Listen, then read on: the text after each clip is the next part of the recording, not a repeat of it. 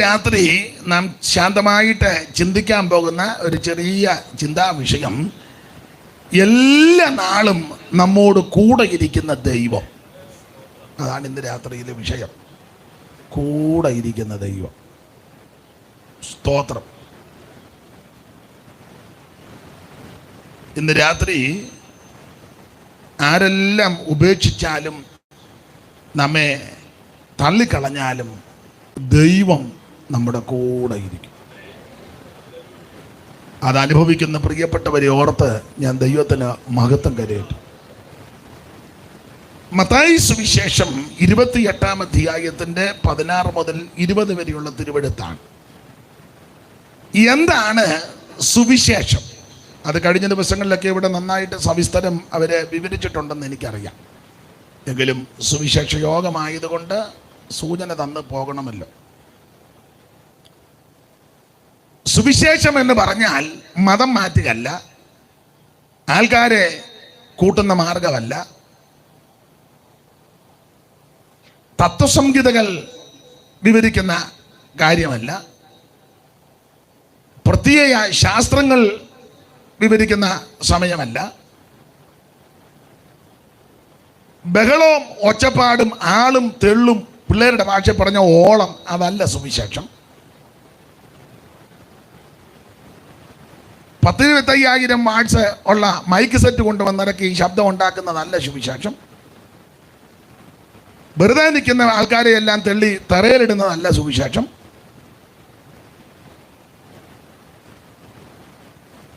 ഒച്ചപ്പാടും ബഹളവും ഉണ്ടാക്കുന്നതല്ല സുവിശേഷം. മതം മാറ്റുന്നതുമല്ല. സുവിശേഷം എന്ന് പറഞ്ഞാൽ ഒരു വ്യക്തിയാണ്. അത് മറ്റാരുമല്ല, കർത്താവായ യേശു ക്രിസ്തു. മനുഷ്യവർഗത്തിന്റെ പാപത്തിന്റെ പരിഹാരത്തിന് സ്വർഗമഹിമകൾ വെടിഞ്ഞ് ഇഹലോകത്തിലേക്ക് ഇറങ്ങി വന്ന നസറായനായ യേശു ക്രിസ്തു. അതാണ് സുവിശേഷം. വേദപുസ്തകം വായിക്കുന്ന പഠിക്കുന്നവർക്ക് വാക്യങ്ങളൊക്കെ തിട്ടമാണെന്നറിയാം. പൗലോസ് പറഞ്ഞൊരു പദമുണ്ട്, ദാവീദിന്റെ സന്തതിയായി ജനിച്ച് മരിച്ച് അടക്കപ്പെട്ട് ഉയർത്ത യേശു ക്രിസ്തു ഓർത്തുകൊള്ളുക, അതാകുന്ന ഞങ്ങളുടെ സുവിശേഷം. സുവിശേഷത്തെ നശിപ്പിച്ച് കളയുവാൻ കച്ച കെട്ടി ഇറങ്ങിയ മിടുക്കന്മാര് പലരുമുണ്ട്. ഒറ്റവാക്കി പറഞ്ഞ ഭാഗമിടാൻ കച്ച അഴിഞ്ഞതല്ലാതെ സുവിശേഷത്തിന് ഒരു കോട്ടവും വന്നിട്ടില്ല. ഇപ്പോൾ മാധ്യമങ്ങൾ, ദൃശ്യമാധ്യമങ്ങളിലും മറ്റ് മാധ്യമങ്ങളിൽ കൂടിയെല്ലാം ഈ സുവിശേഷത്തെ അവഹേളിക്കുന്ന, അതിന് ക്ഷീണം വരുത്തുമെന്ന് തോന്നുന്ന വിധത്തിലുള്ള പല പ്രവൃത്തികളും ചെയ്വനുകളുമുണ്ട്. അതൊന്നും സുവിശേഷത്തിനെ ബാധിക്കുകയല്ല. അതൊരു സൈഡിൽ കൂടെ പോകും, ഇത് അതിൻ്റെ നേരെ അങ്ങ് പോകും. ഇനി നിങ്ങൾ ഈ കേൾക്കുന്നവരെല്ലാം പിന്മാറിപ്പോയാലും സുവിശേഷത്തിനൊരു കുഴപ്പവും വരികയല്ല. കേരളത്തിലുള്ള ക്രിസ്ത്യാനികള് അല്ലെങ്കിൽ ഈ വേദപുസ്തകം വിശ്വസിക്കുന്നവർ മൊത്തം ചത്തുപോയാലും സുവിശേഷത്തിന് കുഴപ്പമൊന്നും വരികയല്ല. ഇന്ത്യയിലുള്ള ഈ ക്രിസ്തു മാർഗക്കാർ മുഴുവൻ ഇനി അങ്ങ് ചുട്ട് കത്തിക്കുകയാണെന്ന് വിചാരിക്കുക, സുവിശേഷത്തിന് കുഴപ്പമൊന്നും വരികയല്ല. എല്ലാവരും ഒരു പരുവക്കേടിയിരിക്കുന്നു. ഈരിപ്പാന്ന് മിക്കവാറും കത്തിക്കാൻ സാധ്യതയുണ്ട്. ജയിക്കുമേ സുവിശേഷം, ലോകം ജയിക്കുമേ, പേയുടെ ശക്തികൾ നശിക്കുമേ, സകല ലോകരും യേശുവിൻ നാമത്തിൽ വണങ്ങുമേ, തല കുനിക്കുമേ, അതു ബഹു സന്തോഷമേ.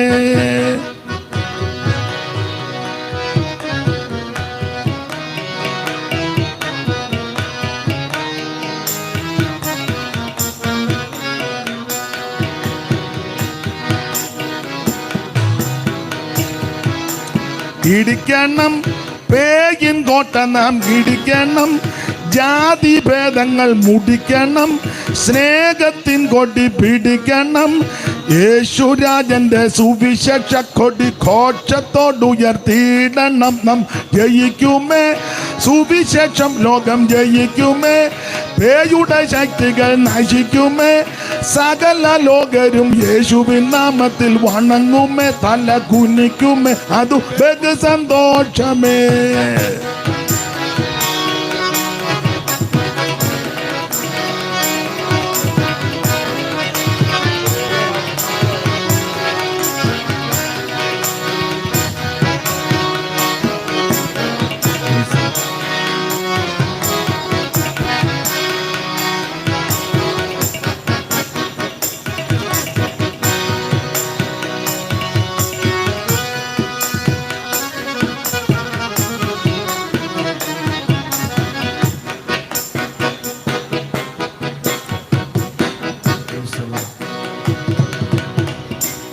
അപ്പൊ ശ്രദ്ധിക്കുക, സുവിശേഷത്തിന് ഒരു കുഴപ്പവും വന്നിട്ടില്ല, വരികയില്ല.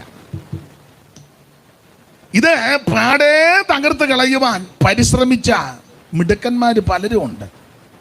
മിടുക്കന്മാര് പരാജയപ്പെട്ടതല്ലാതെ സുവിശേഷത്തിന് ഒരു കോട്ടവും വന്നിട്ടില്ല. ചരിത്രം പഠിക്കുന്നവർക്കറിയാം. ഒറ്റ വാക്കി പറഞ്ഞാൽ അത് ഇന്ന് വന്നിട്ട് ബെന്നിക്കൊടി പറപ്പിച്ചുകൊണ്ടിരിക്കുക. നിങ്ങളെല്ലാവരും പിന്മാറിപ്പോയാലും സുവിശേഷത്തിൻ്റെ കുഴപ്പവും വരികയല്ല. ആ സുവിശേഷം കർത്താവാകുന്ന യേശു ക്രിസ്തുവാണ്. അന്നേരം ചിലരിപ്പോൾ പറയും, നിങ്ങളുടെ കൂടെ വന്ന പുള്ളിയാന്നല്ല, ഇപ്പം ഞങ്ങളുടെ കൂടെ വന്നല്ല. അങ്ങനെ ഇനി ഇതിനകത്തിരിക്കുന്ന പലരും വരാനുണ്ട്. സൂചേട്ടത്തിന് കുഴപ്പം വല്ലതും വരും. നിങ്ങളുടെ കൂടെ ആയിരുന്നല്ലേ പുള്ളി? ഞങ്ങളുടെ കൂടെ അങ്ങനെ പലരും ഉണ്ടായിരുന്നവർ, കുറച്ച് പേര് പോയി, ഇനിയും കുറച്ച് പേര് പോകാൻ ഇതിനകത്തിരിപ്പുണ്ട്. നോട്ടം ഇരിപ്പം കണ്ടിട്ട് മിക്കവാറും ഈ കൺവെൻഷൻ കഴിയുമ്പോൾ പോകാൻ സാധ്യതയുണ്ട്. അല്ലെങ്കിൽ നേരത്തെ പോകുന്നതായിരിക്കും കുറച്ചുകൂടെ നല്ലത്. സുവിശേഷത്തിന് ഒരു കുഴപ്പവും വരികയില്ല. സ്തോത്രം. സുവിശേഷം വന്നതാണല്ലോ സ്ഥിതിക്ക് മാറ്റമുണ്ടായത്, ഇല്ലേ? എല്ലാ ഇടങ്ങളിലും പറയുന്ന കാര്യം, ഒന്ന് രണ്ട് കാര്യം വീണ്ടും ഒന്ന് ആവർത്തിക്കുക. കാരണം സുവിശേഷ യോഗമായതുകൊണ്ടാണ്. എന്നോട് ബന്ധപ്പെട്ട് പറയാം, എൻ്റെ വല്യപ്പൻ്റെ അപ്പന്, അങ്ങനെ അങ്ങ് ചിന്തിച്ചു, എൻ്റെ വല്യപ്പൻ്റെ അപ്പന് പണ്ട് മെയിൻ റോഡിൽ കൂടെ നടക്കാനൊക്കത്തില്ലായിരുന്നു കേരളത്തിൽ. സ്തോത്രം. നിങ്ങൾക്ക് മനസ്സിലാകുന്നുണ്ടായിരിക്കും. എന്താ? അയിത്തമുള്ള കാലമായിരുന്നു. പട്ടിക്ക് വഴിയെ കൂടെ നടക്കാം, മനുഷ്യന് നടക്കാൻ മേല. ഇപ്പം അന്ന് പട്ടി ഊടുപാട് കടിക്കുക എല്ലാത്തിനും. മനുഷ്യനെ തല്ലിക്കൊന്നാൽ ആരും ചോദിക്കുകയില്ല, പട്ടിയെ തല്ലിക്കൊന്നാൽ അന്നേരം കേസാ. കടി കൊള്ള, എല്ലാവരും കടി കൊള്ളല്ല. ഇപ്പം എന്നാ ചെയ്യുന്നു? അപ്പൊ ഒരു കാലത്ത് പട്ടിക്ക് വഴിയിൽ കൂടി നടക്കാം, യഥേഷ്ടം വിഹരിക്കാം, മനുഷ്യന് നടക്കാൻ വേണ്ട. മേലാളന്മാർ വരുമ്പോൾ റോഡിൽ കൊണ്ടൊന്ന് നടക്കാൻ ഒക്കുകയല്ല, ശബ്ദമൊക്കെ ഉണ്ടാക്കും. ഹോയ് ഹോയ്, വിടാന്നെടുത്ത് തോട്ടിച്ചാടുകയോ വെട്ടുകൊടിക്കകത്ത് വീഴുകയൊക്കെ ചെയ്തോണം. കുട്ടനാട് സൈഡാന്നെ പോളക്കകത്ത് ചാടും തോട്ടിലേ. അവരെല്ലാം പോയി കഴിയുമ്പോഴേ പതുക്കെ എല്ലാം നടക്കാനും ഒക്കെ ഒക്കുള്ളൂ. ഇതുപോലെ വെള്ള വസ്ത്രം ധരിക്കാനൊക്കത്തില്ല. അത് ചെളി വരട്ടിയേച്ച് കരി തേച്ചേച്ചേ ധരിക്കാൻ പറ്റുള്ളൂ. വെള്ള വസ്ത്രമൊക്കെ അവർക്ക് വലിയ പുള്ളിക്കാർക്ക്. പള്ളിക്കൂടത്തിൽ കയറ്റുകയില്ല. സ്തോത്രം. ഓരോ ജാതിക്കും ഇത്ര അടി അകലം വെച്ചിരിക്കുക. വെച്ചിരിക്കുന്ന അടി അതിക്രമിച്ചാൽ വേറെ അടി, അതിന് വേറെ ആളുണ്ട്. അങ്ങനത്തെ കാലമായിരുന്നു. തമ്പുരാക്കന്മാരെ എല്ലാം ചുവന്നുകൊണ്ട് നടക്കണം. പല്ലക്ക്. നിങ്ങൾക്ക് മനസ്സിലാകുന്നുണ്ടോ? കുട്ടനാട് സൈഡിലൊക്കെ ഇവിടെയും അത് വ്യത്യാസമൊന്നുമില്ല. ജോലി ചെയ്താൽ കൂലി കൊടുക്കത്തില്ല. കൂലി ചോദിച്ച് തമ്പുരാക്കന്മാരുടെ മുറ്റത്തൊന്നും ചെല്ലാനൊക്കത്തില്ല. ഭക്ഷണം ഒന്നിച്ച് കഴിക്കത്തില്ല, കൊടുക്കുകയല്ല. തീണ്ടലും തൊടിയിലും ഉള്ള കാലമാണ്. മുറ്റത്ത് കുഴി കൊഴിച്ച് ആ കുഴിക്കകത്ത് ഇല കോട്ടി വെച്ച് അതിനകത്തൊക്കെയാണ് കൊടുക്കുന്നത്. അടുക്കാനൊക്കുകയല്ല. അയിത്തം. അങ്ങനെ ഒത്തിരി കാര്യങ്ങളുണ്ട്. സംസ്കൃതം മിണ്ടാനൊക്കത്തില്ല. അതൊക്കെ അവർ പറഞ്ഞോളും. ഒക്കെ കേൾക്കുക പോലും, പാത്ത് നിന്ന് പോലും കേൾക്കരുത്. കേട്ടാൽ ചെവിക്കാ തീയം ഉരുക്കി ഒഴിക്കും. അങ്ങനത്തെ ഒരു കാലമുണ്ടാകും.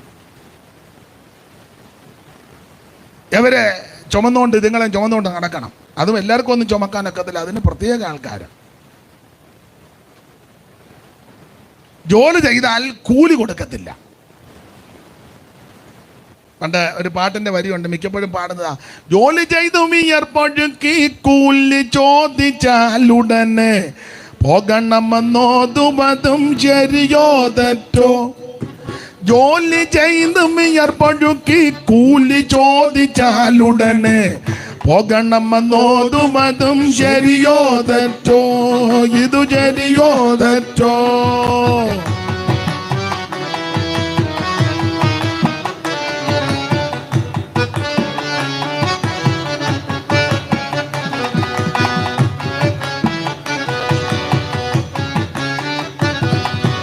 അപ്പൊ ശ്രദ്ധിക്കുക, ഇങ്ങനത്തെ ഒരു വല്ലാത്ത സ്ഥിതിവിശേഷമായിരുന്നു. പള്ളിക്കൂടത്തിൽ കയറ്റുകയല്ല. പണ്ട് 2 പിള്ളേരെ പള്ളിക്കൂടത്തിൽ കയറ്റപ്പം ആ പള്ളിക്കൂടത്തിൽ കയറ്റിയെന്ന് പറഞ്ഞാൽ പള്ളിക്കൂടത്തിന് തീ വെച്ച് കളഞ്ഞു. ഒന്ന് അങ്ങ് തിരുവനന്തപുരത്താ, വെങ്ങാനൂര്. ഒരു പെങ്കൊച്ചനെ കൊണ്ട് സ്കൂളിൽ അക്ഷരം പഠിപ്പിക്കാനെത്തുക. അന്നേരം തമ്പുരാക്കന്മാര് പള്ളിക്കൂടം അങ്ങ് തീ വെച്ചു. വിധങ്ങളെയൊന്നും പഠിപ്പിക്കണ്ട. ആ പെൺകുട്ടിയുടെ പേര് പഞ്ചമി.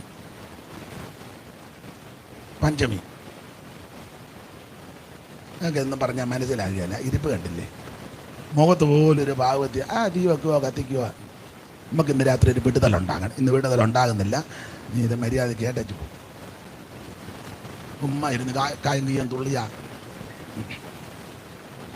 അപ്പൊ ഈ പെൺകുട്ടിയെ സ്കൂളിൽ കൊണ്ടിരുത്തി അന്നത്തെ തമ്പുരാക്കന്മാര് സ്കൂളിൽ നിന്ന് തീ വെച്ചു.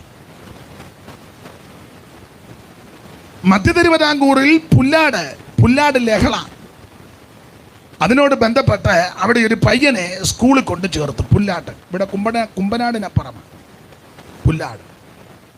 അന്നും ആ പള്ളിക്കൂടത്തിന് തീ വെച്ചു.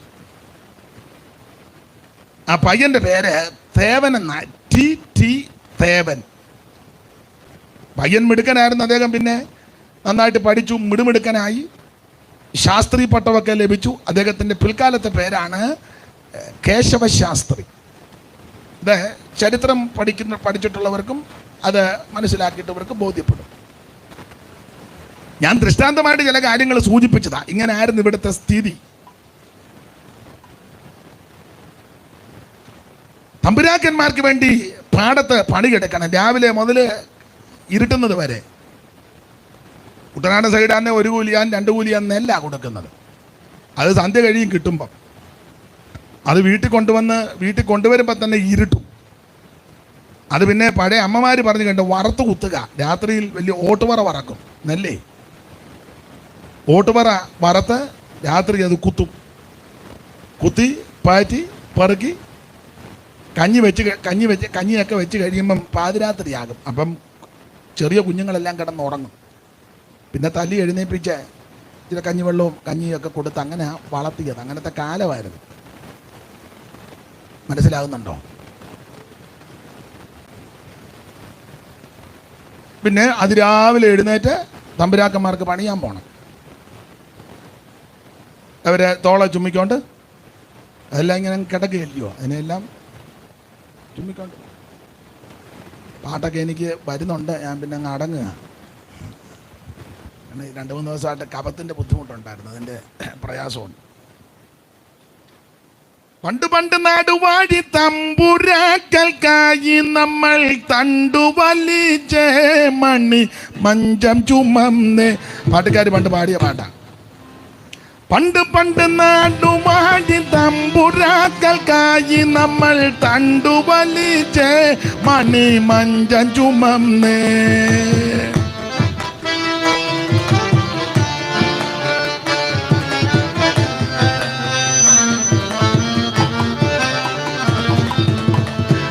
പണ്ട് നാടുവാഴി തമ്പുരാക്കൾക്കായി നമ്മൾ തണ്ടുവലിച്ചേ മണി മഞ്ചം ചുമന്നു. പെറ്റമണ്ണിൽ പണിയെടുത്തു ചത്തൊടുങ്ങിയ തലമുറതൻ അസ്ഥികൾ തോറും പൂത്ത പൂക്കളല്ലോ നാം.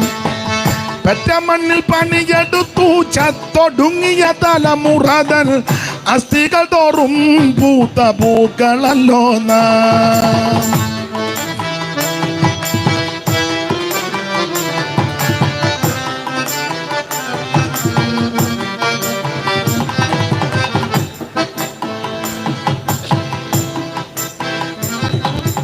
അപ്പൊ ശ്രദ്ധിക്കുക, ഇങ്ങനത്തെ ഞാൻ അങ്ങനെ പാടി പ്രസംഗിച്ചാൽ ആ റൂട്ടിൽ അങ്ങ് പോകും. പിന്നെ പോയി കഴിയുമ്പോൾ നിങ്ങൾ പറയും, ഓ മത്തായി സുവിശേഷത്തിൽ നിന്ന് വായിച്ചെങ്കിലും പുള്ളി വേറെ ഏതാണ്ടെല്ലാം പറഞ്ഞേച്ചാ പോയത്. അപ്പോൾ ഇതെല്ലാം കൂടെ കണക്കിലെടുക്കണം. അല്ലെങ്കിൽ നിങ്ങൾ എന്തെങ്കിലും പറയും, ഇരിപ്പ് കാണുമ്പോൾ എനിക്കറിയാം. അപ്പോൾ അതുകൊണ്ട് എടുത്ത വാക്യത്തോടും കൂറ് പുലർത്തി വരണമല്ലോ. എന്തായാലും കൊള്ളാം, ഇങ്ങനത്തെ വല്ലാത്തൊരു കാലമായിരുന്നു കേരളത്തിൽ, ഇന്ത്യയിലും ഇതൊക്കെ മൊത്തം സ്ഥലങ്ങളിൽ. അപ്പൊ ഇതിന് മാറ്റം വരുത്തിയത് തീർത്ത് പറയട്ടെ സുവിശേഷം വന്നതുകൊണ്ടാണ്. അതിന് അങ്ങനൊന്നും അല്ല ഹല്ലേലൂയ പറയണ്ടേ. ഏമ്പക്കം വിടുമ്പോൾ അന്ന് ഹല്ലേലൂയ പറയുന്നത്. ഇതിനെല്ലാം മാറ്റം വന്നത് സുവിശേഷം എത്തിയത് കൊണ്ടാണ്. രണ്ടക്ഷരം കൂട്ടി വായിക്കാൻ എനിക്കും നിങ്ങൾക്കും ഇടവരുത്തിയത് സുവിശേഷം വന്നത് കൊണ്ടാണ്. ബെഞ്ചമിൻ ബെയ്ലിയൊക്കെ നാട്ടിൽ വന്ന് മലയാള ഭാഷ പഠിച്ച് അച്ചുകൂടെ ഉണ്ടാക്കി ഈ വേദപുസ്തകം നമ്മുടെ കയ്യിൽ തരാൻ വേണ്ടിയാണ്. സ്തോത്രം. ഇത് വായിച്ചാലേ വിവരം ഉണ്ടാവുകയുള്ളു. വേറെ ചില പുസ്തകം വായിച്ചാൽ ഇതന്നെ അന്ന് പോലും നമുക്ക് പിടികിട്ടുകയില്ല. അത് അവർക്ക് കുറച്ച് ആൾക്കാർക്ക് പിടികിട്ടും. അവർ സന്ധ്യാകുമ്പം ചില സ്ഥലത്ത് കൂടി അങ്ങോട്ടും ഇങ്ങോട്ടും നോക്കി ഇതെല്ലാം പറയും. ബാക്കിയുള്ളവർ അങ്ങോട്ട് കയറാനേ നോക്കുകയല്ല. വേറെ ആർക്കും ഇത് മനസ്സിലായ പ്രശ്നം അത് അവർ മനസ്സിലാക്കിക്കത്തില്ല. എന്നാൽ ധന്യനായ മനുഷ്യൻ ഇവിടെ വന്ന് നമുക്ക് വിവരവും ബോധവും ഉണ്ടാകാൻ വേണ്ടി അച്ചുകൂടം ഉണ്ടാക്കി എല്ലാം ക്രമപ്പെടുത്തി ഈ പുസ്തകം അച്ചടിച്ച് സത്യവേദ പുസ്തകം നമ്മുടെ പിതാക്കന്മാരുടെ കയ്യിൽ തന്നു. അവിധങ്ങളത് വായിച്ചപ്പം എൻ്റെ ഭാഷയെ പറഞ്ഞ വെളിവുണ്ടായി. മനസ്സിലായോ? അങ്ങനെ അക്ഷരം പഠിക്കാനിടയായത്. സ്തോത്രം. നേരും ചൊവ്വനും തുണി ഉടുക്കാൻ പഠിപ്പിച്ചത് ഈ മാർഗം വന്നതുകൊണ്ടാണ്. മനസ്സിലായോ? അങ്ങനെ ഒത്തിരി കാര്യങ്ങളുണ്ട്. ആ ഭാഗത്തേക്ക് ഇന്ന് പോകുന്നില്ല. സുവിശേഷമായി ഇതിനെല്ലാം മാറ്റം വരുത്തിയത്. അതുകൊണ്ട് എവിടെയും പറയുവാനും ഉയർത്തുവാനും ഘോഷിപ്പാനും പറ്റിയ ഒന്നേ ഉള്ളൂ, അത് സത്യസുവിശേഷം. ഏത് സ്ഥലത്തും ആരോടും ഉച്ചൈസ്തരം മുഖത്ത് നോക്കി പറയാം, യേശു നിന്നെ രക്ഷിക്കും, യേശു ക്രിസ്തു നിന്നെ വിടിവിക്കും, യേശു ക്രിസ്തു നിനക്ക് സമാധാനം നൽകും, യേശു ക്രിസ്തുവിനാൽ നീ അനുഗ്രഹിക്കപ്പെടും. അത് സധൈര്യം ആരോടും പറഞ്ഞോണം, ഒന്നും ശങ്കിക്കണ്ട. ഉയർത്താൻ കൊള്ളാവുന്ന ഒരേ ഒരു നാമം നസറയനാകുന്ന യേശുവിൻ്റെ നാമം. നരഭോജികളെ നരസ്നേഹികളാം ഉത്തമ സോദരരാകും. നരഭോജികളെ നരസ്നേഹികളാം ഉത്തമ സോദരരാകും. വിമല മനോഹര സുവിശേഷം ഹാ മംഗള ജയ ജയ സന്ദേശം. വിമല മനോഹര സുവിശേഷം ഹാ മംഗള ജയ ജയ സന്ദേശം. എങ്ങും പുകഴ്ത്തുവിൻ സുവിശേഷം ഹാ മംഗള ജയ ജയ സന്ദേശം. എങ്ങും പുകഴ്ത്തുവിൻ സുവിശേഷം ഹാ മംഗള ജയ ജയ സന്ദേശം. കരമുയർത്തി കർത്താവിന് മഹത്വം കൊടുക്ക. എല്ലാ ഇടങ്ങളിലും ഉയർത്തുവാൻ കൊള്ളാവുന്നതാണ് സുവിശേഷം. സുവിശേഷം എന്ന് പറഞ്ഞാൽ യേശു ക്രിസ്തു ഒരു വിഭാഗത്തിൻ്റെ ആളല്ല. യേശു ക്രിസ്തു മുഴു ലോകത്തിൻ്റെയും ദൈവമാണ്. ക്രിസ്ത്യാനികളെന്ന് പറയുന്നവരുടെ മാത്രം ദൈവമല്ല. അങ്ങനെ തെറ്റിദ്ധരിക്കരുത്. ഒരു പ്രത്യേക സഭക്കാരുടെ ആളല്ല യേശു. യേശു മുഴു ലോകത്തിൻ്റെയും ദൈവമാണ്. ഏത് മതത്തിലും കുലത്തിലും കുടുംബത്തിലും നിറത്തിലും നിലവാരത്തിൽപ്പെട്ടവർക്കും യേശുക്രിസ്തുവിനെ ആരാധിക്കാം, അംഗീകരിക്കാം, അനുഗമിക്കാം, അനുധാവനം ചെയ്യാം. ആമേൻ. കർത്താവിനെ ആമേൻ സേവിക്കാം, സ്നേഹിക്കാം. യേശുക്രിസ്തു മുഴു ലോകത്തിൻ്റെ ദൈവമാണ്. അതുകൊണ്ടാണ് ഇന്ന് രാത്രി നമുക്കും ഇങ്ങനെ ഒന്നിച്ച് സമ്മേളിപ്പാൻ ഇടയായി തീർന്നു. സ്തോത്രം. ആ സുവിശേഷത്തിൻ്റെ ഒരു പുസ്തകമായ മത്തായി എഴുതിയ സുവിശേഷത്തിൻ്റെ 28-ാം അധ്യായത്തിൻ്റെ 16 മുതൽ 20 വരെയുള്ള തിരുവെഴുത്താണ് ഇന്ന് രാത്രിയിലെ ചിന്തയ്ക്ക് അടിസ്ഥാനമായിട്ട് വായിച്ചത്. നാം പ്രാരംഭത്തിൽ 4 സുവിശേഷങ്ങളാണ് വായിക്കുന്നത്. 1 മത്തായി എഴുതിയ സുവിശേഷം, 2 മർക്കോസ് എഴുതിയ സുവിശേഷം, 3 ലൂക്കോസ് എഴുതിയത്, 4 യോഹന്നാൻ എഴുതിയ സുവിശേഷം.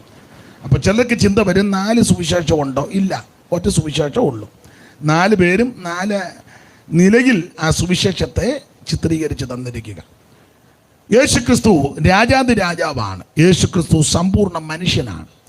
യേശുക്രിസ്തു ദാസരൂപമെടുത്ത മഹത് വ്യക്തിയാണ്. യേശുക്രിസ്തു ഏക നിത്യ സത്യ ദൈവമാണ്. മത്തായി ക്രിസ്തുവിൻ്റെ രാജത്വവും മർക്കോസ് യേശുക്രിസ്തുവിൻ്റെ ദാസ്യത്വവും ലൂക്കോസ് ക്രിസ്തുയേശുവിന്റെ മനുഷ്യത്വവും യോഹന്നാൻ യേശു ക്രിസ്തുവിന്റെ ദൈവത്വവും തെളിയിച്ചിരിക്കുക. ഈ മത്തായി സുവിശേഷം എഴുതിയിരിക്കുന്നത് കൂടുതലും യഹൂദന്മാരെ ഉദ്ദേശിച്ച, യഹൂദന്മാരെ ഉന്നം വെച്ച, അതാ നല്ലത്. യഹൂദന്മാരെ ഉന്നം വെച്ച്, അങ്ങനെ ഇന്നും ചിലരെ ഉന്നം വെച്ച് വേല ചെയ്യുന്നവരുണ്ട്. പറയത്തില്ല നമുക്ക് ഈ ഏരിയയിൽ പോകാം, അത് നമ്മുടെ ആൾക്കാരാ, സഭയിൽ അവർ വരുന്നതായിരിക്കും, കുറച്ചുകൂടെ മിണ്ടുന്നില്ല. ഒന്നും അറിയാൻ മേല, അല്ല വിളവന്മാരാ, എന്നിട്ടൊന്നും അറിയാൻ മേലാതെ. അമ്മാമേ നമുക്ക് ഈ ഏരിയയിൽ പോകാം, അത് നമ്മുടെ ആൾക്കാരാ, അപ്പം വരിക എന്നേ അവര് ഒന്നും അറിയാൻ മേല,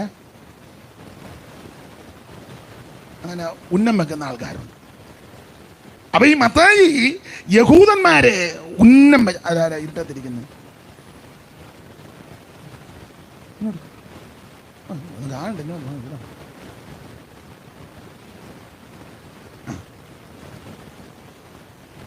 അപ്പോൾ മത്തായി യഹൂദന്മാരെ ഉന്നം വെച്ച ഈ എഴുത്തെഴുതിയിരിക്കുന്നത്. യഹൂദന്മാര് അടയാളം ചോദിക്കുന്നവരാ. അപ്പൊ ധാരാളം അടയാളങ്ങൾ ആ പുസ്തകത്തിൽ രേഖപ്പെടുത്തിയിട്ടുണ്ട്.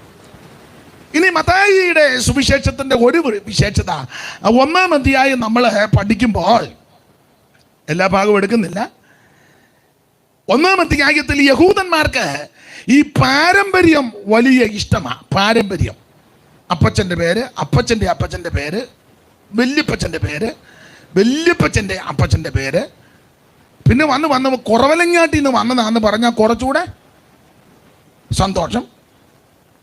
കുറവലങ്ങാട്ട് വന്നത് കൊടുങ്ങല്ലൂരാന്ന് പറഞ്ഞാൽ കുറച്ചുകൂടെ സന്തോഷം. അത് ഇങ്ങനെ ഒരു ചെറിയ പരിവക്കേടുണ്ട്.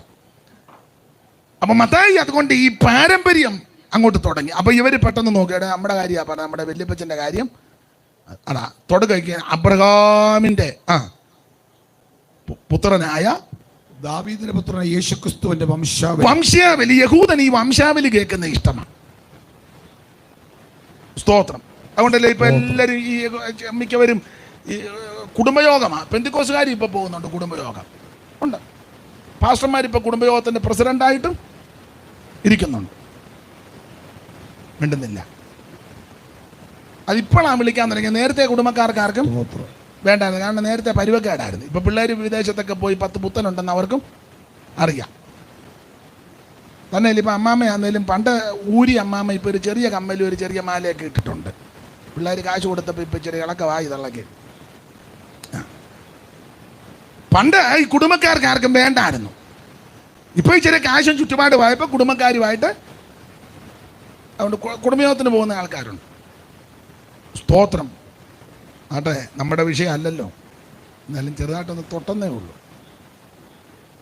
അടുത്ത കാലത്ത് എന്നോട് ചോദിച്ചു യോഗത്തിന് വരുമോ? അയ്യോ, ഞങ്ങളുടെ കുടുംബയോഗം നടക്കുക അന്നേരം. ആട്ടെ, അപ്പൊ ഈ അബ്രഹാമിന്റെ പുത്രനായ ദാവീദിന്റെ പുത്രനാകുന്ന യേശു ക്രിസ്തുവിന്റെ വംശാവലി, യഹൂദന്മാർക്ക് വംശാവലി കേൾക്കുന്ന ഇഷ്ടമാണ്. എന്നിട്ട് ആരോട്ട് പറഞ്ഞു വരികയാണ്. വായിച്ചേ വംശാവലി. അബ്രഹാം ഇസഹാക്കിനെ ജനിപ്പിച്ചു. അബ്രഹാം ഇസഹാക്കിനെ ജനിപ്പിച്ചു. ഇസഹാക്ക് യാക്കോബിനെ ജനിപ്പിച്ചു. ഇസഹാക്ക് യാക്കോബിനെ ജനിപ്പിച്ചു. യാക്കോബ് യഹൂദയും അവന്റെ സഹോദരന്മാരെയും ജനിപ്പിച്ചു.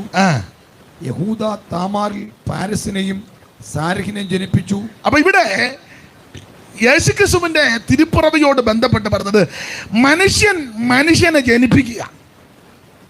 അതാ മത്തായി എഴുതിയിരിക്കുന്നത്. മനുഷ്യനെ ജനിപ്പിക്കുന്നു. ജനിപ്പിച്ചു. എന്നാൽ യേശു ക്രിസ്തുവിന്റെ ജനനത്തോട് ബന്ധപ്പെട്ട് മനുഷ്യൻ ജനിപ്പിച്ചതല്ല, യേശു ജനിച്ചതാണ്. നമുക്കറിവുള്ള വാക്യമായെങ്കിലും 16-ാം വാക്യം വായിച്ചോ. യാക്കോബ് മറിയയുടെ ഭർത്താവ് യോസഫിനെ ജനിപ്പിച്ചു. അവളിൽ നിന്ന് ക്രിസ്തു എന്ന പേരുള്ള യേശു ജനിച്ചു.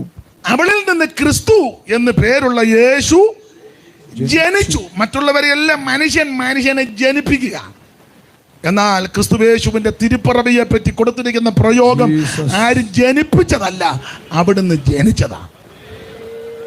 കന്യകാസുതനായി തരയിൽ വന്നുദിച്ച ധന്യനിമാനുബലി ബന്ധാനേ കന്യകാസുതനായി തരയിൽ വന്നുദിച്ച ധന്യനിമാനുബ ഇവൻ താനേ. ഇവനെ ഇവനെ ഇവനെ ഇവനെ ക്രിസ്തശുരക്ഷകൻ ഇവൻ താനേ. ഇവനെ ഇവനെ ഇവനെ ഇവനെ ക്രിസ്തശുരക്ഷകൻ ഇവൻ താനേ.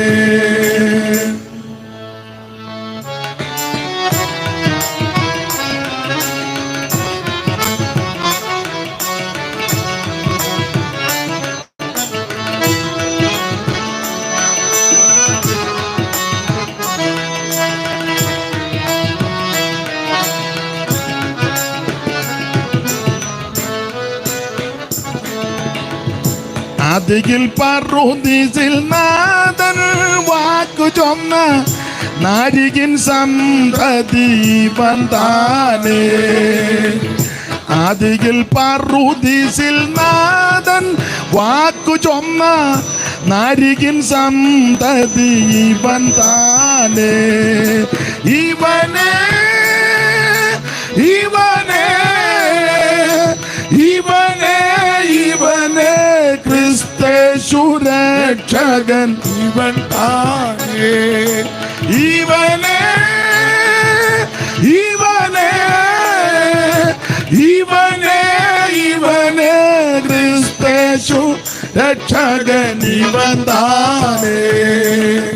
അപ്പൊ ശ്രദ്ധിക്കുക, മത്തായി സുവിശേഷം 1-ാം അധ്യായത്തിൽ ജനിപ്പിച്ചു ജനിപ്പിച്ചു ജനിപ്പിച്ചു. എന്നാൽ യേശു ക്രിസ്തുവിന്റെ തിരുപ്പിറവിയോടുള്ള ബന്ധത്തിൽ വായിക്കുന്നത് ജനിപ്പിച്ചതല്ല, യേശു ജനിച്ചു ജനിച്ചു. വചനം ജഡമായി തീർന്നു. ഈ മത്തായി സുവിശേഷത്തിൽ വേറൊരു പ്രയോഗം, അത് രണ്ടും പറഞ്ഞ ഭാഗം ഇടുക.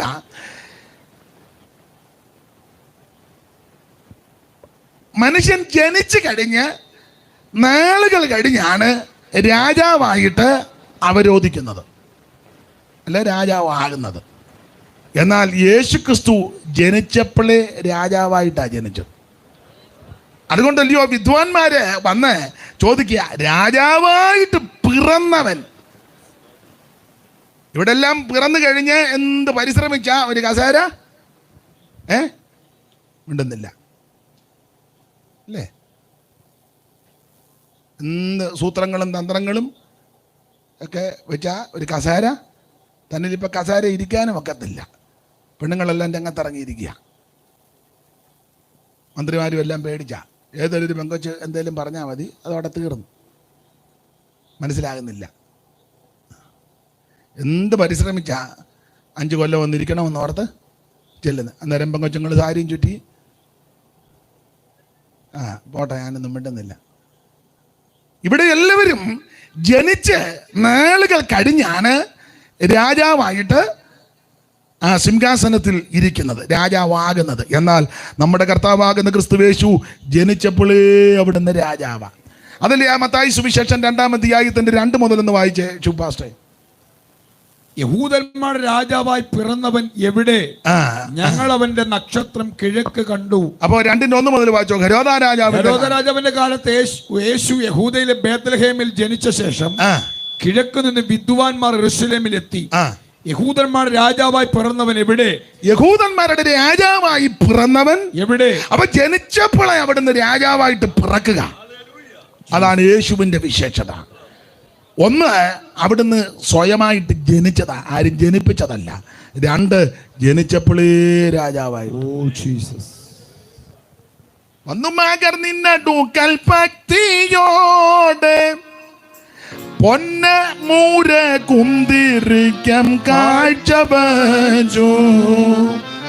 വന്നുമാകർ നിന്നടുക്കൽ ഭക്തിയോടെ പൊന്ന മൂര കുന്തിരിക്കം കാഴ്ച വച്ചു. ഉന്നതാധികാരമുള്ള മന്നവന്യം നൂതന്യർ സന്നമിച്ചു ഘോഷിക്കും നീതാ. നിശങ്കമായി സിയോൻ മണവാട്ടി ശ്രീ നരപതിയേ സിയോൻ മണവാളനേ, ശ്രീ നരപതിയേ സിയോൻ മണവാളനേ, നാശപാത്രമായ ലോകം ആകെ ഉദ്ധരിപ്പതിന് കന്യകയിൽ ജാതനായി വന്ന ശ്രീ നരപതിയേ സിയോൻ മണവാളനേ, ശ്രീ നരപതിയേ സിയോൻ മണവാളനേ. അപ്പൊ ശ്രദ്ധിക്കുക, ഈ ഇടയ്ക്കിടയ്ക്ക് ഈ രണ്ട് വരി പാടും. ഈ പാട്ടിനകത്തും ദൂത. അത് പാട്ട് കേട്ട് ഗ്രഹിക്കുന്നവർക്കറിയാം. പ്രസംഗത്തെക്കാളും കുറച്ചുകൂടെ എഫക്റ്റാ പാട്ട്. ഇപ്പോഴത്തെ പാട്ടല്ല. ഇപ്പോഴത്തെ പാട്ട് ഞാൻ അങ്ങോട്ട് ചെന്ന പേശി ഇങ്ങോട്ട് വന്ന് ഞങ്ങൾ തമ്മിൽ കണ്ടല്ലോ ഡിൻ ഡിൻ ഡിൻ, ആ പാട്ടല്ല.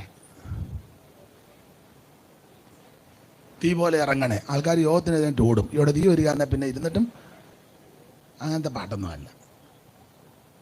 പിന്നെ ഇപ്പം എന്തോ പറയാനാന്നോ പ്രവർത്തിക്കാനാന്നോ എന്നാ ചെയ്യാനാ ഇങ്ങനെയൊക്കെ ആയാ നമ്മളിപ്പോൾ എന്നാ ചെയ്യാനാ? സ്തോത്രം. അങ്ങനത്തെ പാട്ടൊന്നുമല്ല. സ്തോത്രം. ഇത് തലയ്ക്കകത്ത് ആളതാമസം ഉള്ളവർക്ക് മനസ്സിലാകും പാടുന്നത് തന്നെയാണ്. പത്രോ പറയുന്നത് ഇതിനകത്ത് ആരിലും വേണം ഇതിനകത്ത്. അപ്പൊ ഈ പാട്ടിനകത്ത് അത് മെസ്സേജാണ്. അപ്പൊ എന്തായാലും കൊള്ളാം, ക്രിസ്തുവേശു ആരും ജനിപ്പിച്ചതല്ല, അവിടുന്ന് സ്വയം ജനിച്ചവനാ. അവിടുന്ന് രാജാവായിട്ടാ പിറന്നത്. അവിടുത്തെ ആരും രാജാവാക്കിയതല്ല, അവിടുത്തെ പിറവി തന്നെ രാജാവായിട്ട്. മത്തായി സുവിശേഷം അങ്ങനെയാ തുടങ്ങുന്നത്. ആ കർത്താവാകുന്ന യേശു ക്രിസ്തു മറിയത്തിന്റെ ഉദരത്തിൽ ഉരുവായി. ആ മാന്യ വനിത, ആ മാന്യ സ്ത്രീ, സ്ത്രീകളിൽ അനുഗ്രഹിക്കപ്പെട്ടവൾ, ആ നല്ല അമ്മ യേശു കർത്താവിനെ ഉദരത്തിൽ പേറി. പ്രസവകാലം തികഞ്ഞു. ആദ്യജാതനെ പ്രസവിച്ചു. അപ്പം വേറെ ജാതൻ അമ്മയ്ക്ക് പിന്നീട് ഉണ്ടായിട്ടുണ്ട്. ഏകജാതൻ എന്ന് കൊടുത്തിരുന്നെങ്കിൽ നമുക്ക് അനുമാനിക്കാം അമ്മയ്ക്ക് വേറെ മക്കളില്ല, അമ്മയ്ക്ക് വേറെ മക്കളുണ്ട്. ഇപ്പം അവരെ തെളിയിക്കുന്ന സദസ്സല്ലല്ലോ ഇത്. ആദ്യജാതനെ ആ അമ്മ പ്രസവിച്ചു. ക്ഷീരകൾ ചുറ്റി വേറെങ്ങി ഇടമില്ലാഞ്ഞത് കൊണ്ട് പശുത്തൊട്ടിയിൽ കിടത്തി. പശുത്തൊട്ടിയിലല്ല പ്രസവിച്ചത്. പശുത്തൊട്ടിയിലാണെന്നും പറഞ്ഞ് തൊട്ടിയും കൂടും ഉണ്ടാക്കി, പുൽക്കൂടും എല്ലാം ഉണ്ടാക്കി, ചെറിയ ചെറിയ സാധനമെല്ലാം വെച്ച് നക്ഷത്രമെല്ലാം തൂക്കി. നീ മെനക്കെടരുത്, ഉണ്ടാക്കുന്നതിന് എതിരൊന്നുമില്ല. അവിടെ ഒന്നും അല്ല യേശുവിനെ പ്രസവിച്ചത്. പിന്നെ എങ്ങ് ഇടം കിട്ടാഞ്ഞപ്പോൾ അവിടെ കൊണ്ട് കിടത്തിയെന്നേ ഉള്ളൂ. അപ്പോൾ വിദ്വാൻമാരും ആട്ടിടയന്മാരും ഒക്കെ ആട്ടിടയന്മാർ വന്ന് കണ്ട് വീണ് വണങ്ങി അവനെ നമസ്കരിച്ചു. ആ ഭാഗത്തേക്ക് ഞാൻ പിന്നെ വരുന്നുണ്ട്, അതുകൊണ്ട് ഇപ്പം തൊടുന്നില്ല. നമ്മുടെ കർത്താവ് വളർന്നു, പള്ളിയിൽ പോകുമായിരുന്നു, ദൈവവചനം വായിക്കുകയും പിന്നീട് പ്രസംഗിക്കുകയും ചെയ്തു. നാടെങ്ങും അവിടുന്ന് നന്മ സുവിശേഷിച്ചു. 12-ാമത്തെ വയസ്സിൽ യെരുശലേം വലിയ പള്ളിയിൽ ചെന്ന് മാതാപിതാക്കൾ തന്നെ മറന്ന് അവർ തിരിച്ചു പോന്നു. നമ്മുടെ കർത്താവ് അവിടെ മത നേതാക്കന്മാർ ശാസ്ത്രിമാരുമൊക്കെ ആയിട്ടിരുന്ന് ഭാഷണം നടത്തി. അവരെല്ലാം പിന്നത്തേതിൽ പറഞ്ഞു, അയ്യോ ഈ ജ്ഞാനം എവിടുന്ന് കിട്ടിയെന്നാ ചോദിച്ചു. സ്തോത്രം. അവിടുന്ന് സർവജ്ഞാനിയാണ്. പിന്നെ വന്ന് മാതാപിതാക്കൾക്ക് കീഴടങ്ങിയിരുന്നു. അല്ലാതെ ഇന്ത്യയിലും വന്നില്ല, കാശ്മീരിലും വന്നില്ല. വന്ന് നീ ഇവിടെ കിടന്ന് ബഹളം ഉണ്ടാക്കരുത്. ഇവിടെ വന്ന് യേശു ആയോധന കല പഠിച്ചു. എവിടെ? ചമ്പക്കരയിലോ? യേശു ഏരിയയിലോട്ടേ വന്നിട്ടില്ല. ലഡാക്കിലും വന്നില്ല, കാശ്മീരിലും വന്നില്ല, മലയുടെ സൈഡിലെങ്ങും വന്ന് നിന്നില്ല. ഇവിടുത്തെ ഒന്നും പഠിച്ചില്ല. സ്തോത്രം. യേശു അവിടെ തന്നെ ഉണ്ടായിരുന്നു. മാതാപിതാക്കൾക്ക് കീഴടങ്ങിയിരുന്നു. എന്നിട്ട് വേറൊരു പറയുന്നുണ്ട്, പതിവ് പോലെ ദൈവാലയത്തിൽ. അതിനിടയ്ക്ക് അങ്ങനെ ഇന്ത്യ വരുന്നത്. ഇന്നായിരുന്നേ നമുക്കൊക്കെ രാവിലത്തെ ഫ്ലൈറ്റിന് വന്ന് ചോദിച്ചു, ഉച്ചക്കത്തെ ഫ്ലൈറ്റിന് തിരിച്ച്. ഇന്നാന്നെ പിന്നെ നമുക്ക് വിശ്വസിക്കാം, അന്ന് ഫ്ലൈറ്റ് പോയിട്ട് കാളവണ്ടി പോലും ഇല്ല. അപ്പൊ യേശു അവിടെ തന്നെ ഉണ്ടായിരുന്നു. നാടെങ്ങും യേശു ക്രിസ്തു നന്മ സുവിശേഷിച്ചു. തന്റെ അടുക്കൽ വന്ന സകലരെയും യേശു വിടുവിച്ചു. 10 കുഷ്ഠരോഗി 9 നന്ദിയില്ല, പക്ഷെ നന്ദി ഇല്ലാത്തവന് നന്മ ചെയ്തവനാ ക്രിസ്തു. അമ്മയ്ക്ക് ഏകജാതന മരിച്ച് മഞ്ചോവായിട്ട് ഇങ്ങോട്ട് വരിക. യേശു മഞ്ചത്തെ തൊട്ടു, ചെറുക്കൻ ചാടി എഴുന്നേറ്റു, അമ്മയ്ക്ക് ഏൽപ്പിച്ചു കൊടുത്തേച്ച് യേശു അങ്ങ് പോയി. ഇന്നത്തെ രോഗശാന്തി വരെ പ്രാർത്ഥന അന്നേ അമ്മയെ കണി കാണുകയും പോലും അവനെ കൊടുക്കുകയില്ല, അവനുമായിട്ട് നേരെ അങ്ങ് പോവുള്ളൂ. ക്രൂസൈഡിൽ കഴിഞ്ഞ ദിവസം ഉയർത്തെഴുന്നേറ്റ ബ്രദർ ലൂക്ക,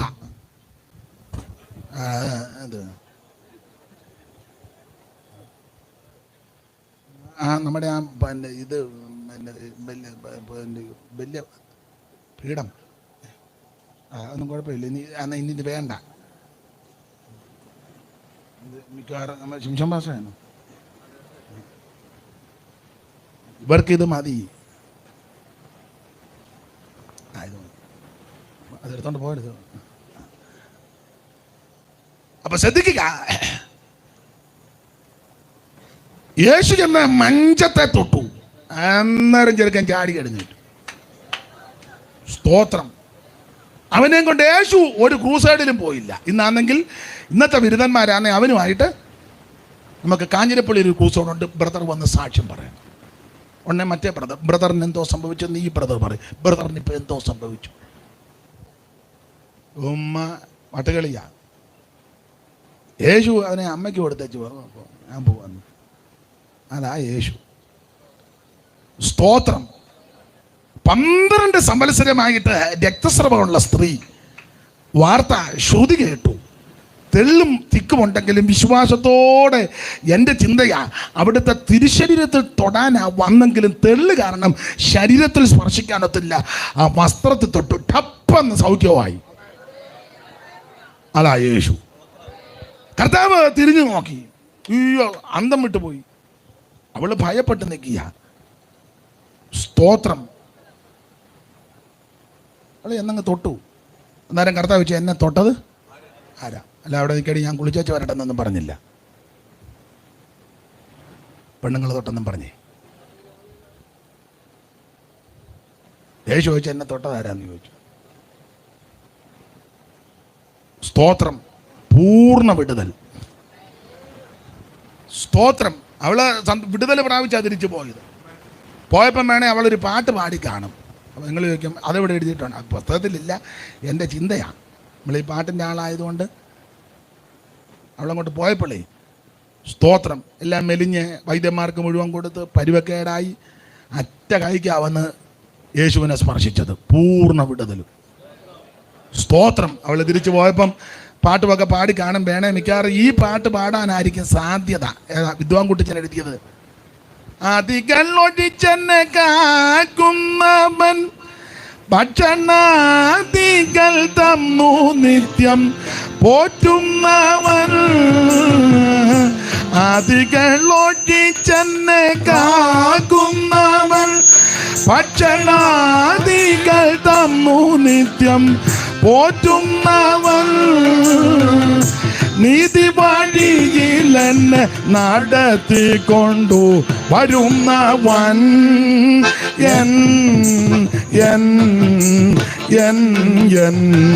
ജീവനായകനെ മനുവേലേ ലേലൻ ജീവനായകനെ മനുവേലേ ലേലൻ ജീവനായകനെ.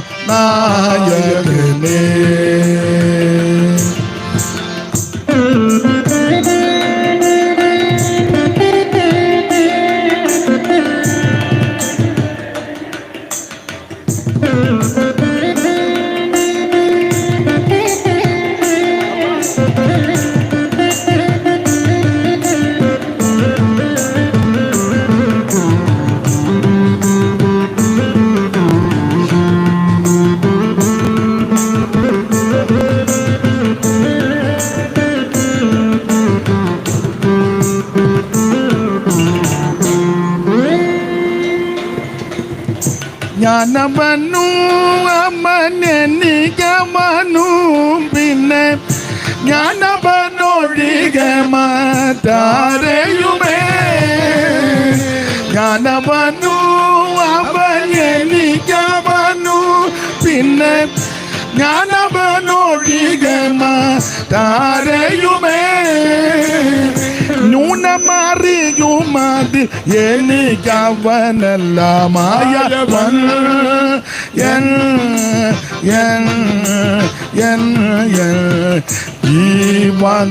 ജീവനായകനെ മനുവേലേ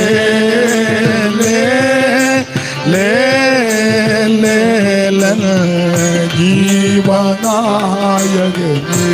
മനുവേലേ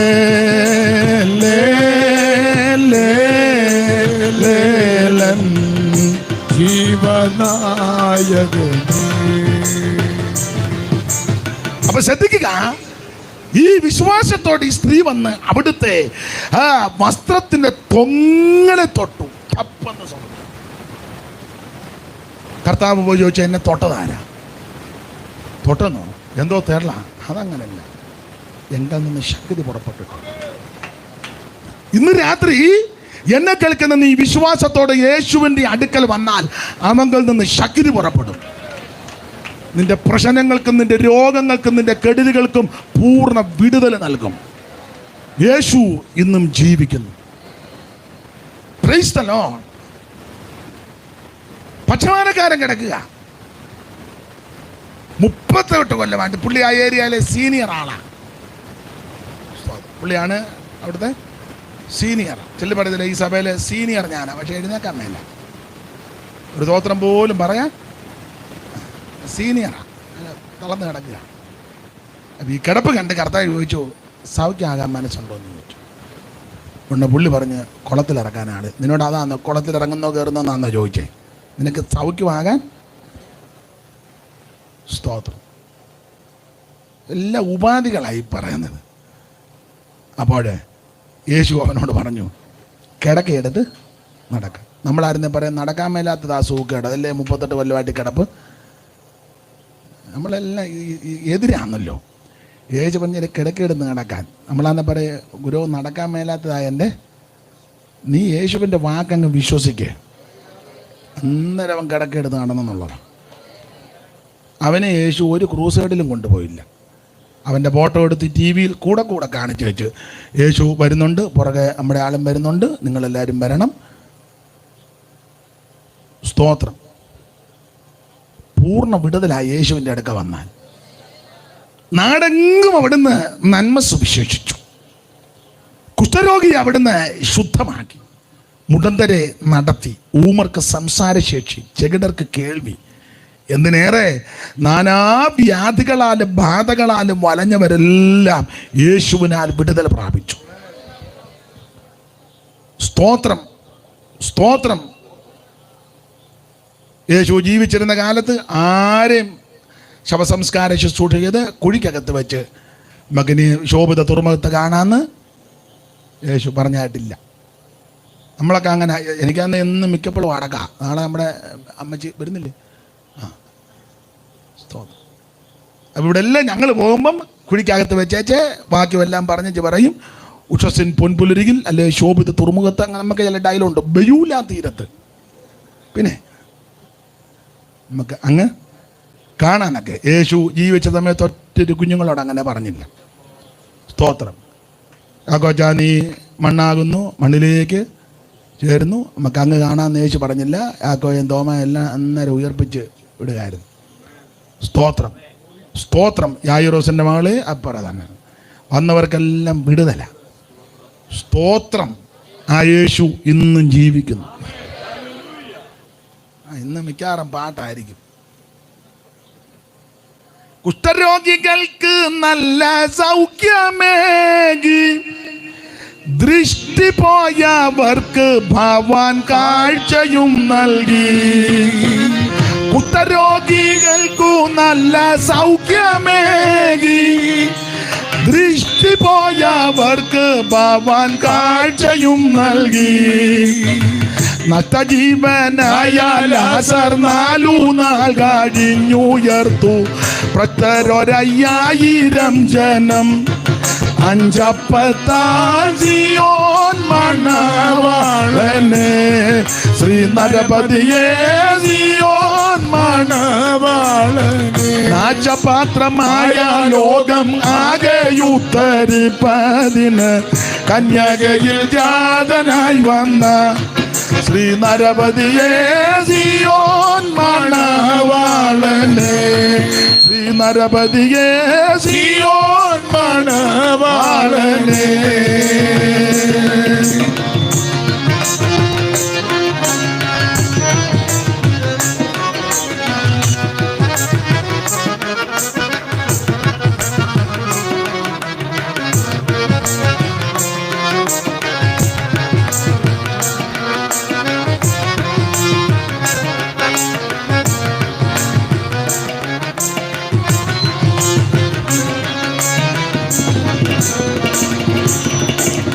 ദുഷ്കൃതമാം വിഷബാധ നീക്കുവാനായി തക്കയാഗമായി മരിച്ചു കുരിശിൽ നീ.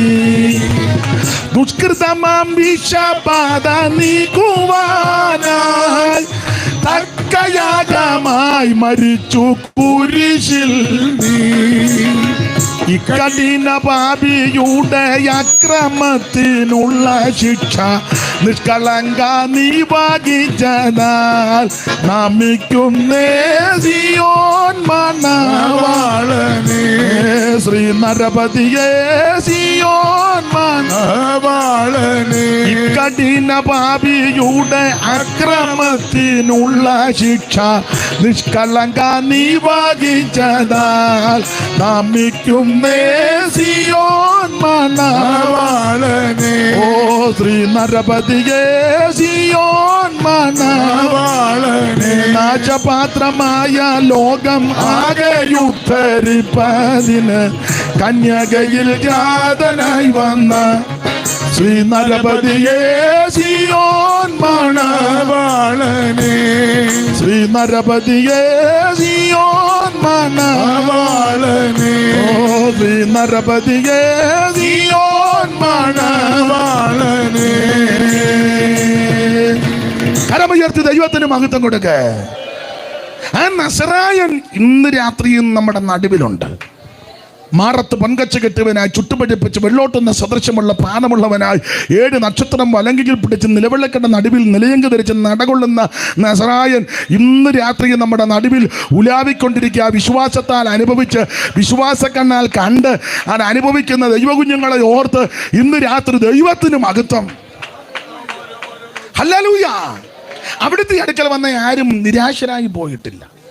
ഒടുവിൽ തിരുവെടുത്ത് അവിടുത്തെ പറ്റി എഴുതി വെച്ചിരിക്കുന്നത് പോലെ കഷ്ടാനുഭവങ്ങളിൽ കൂടി കടന്നുപോയി.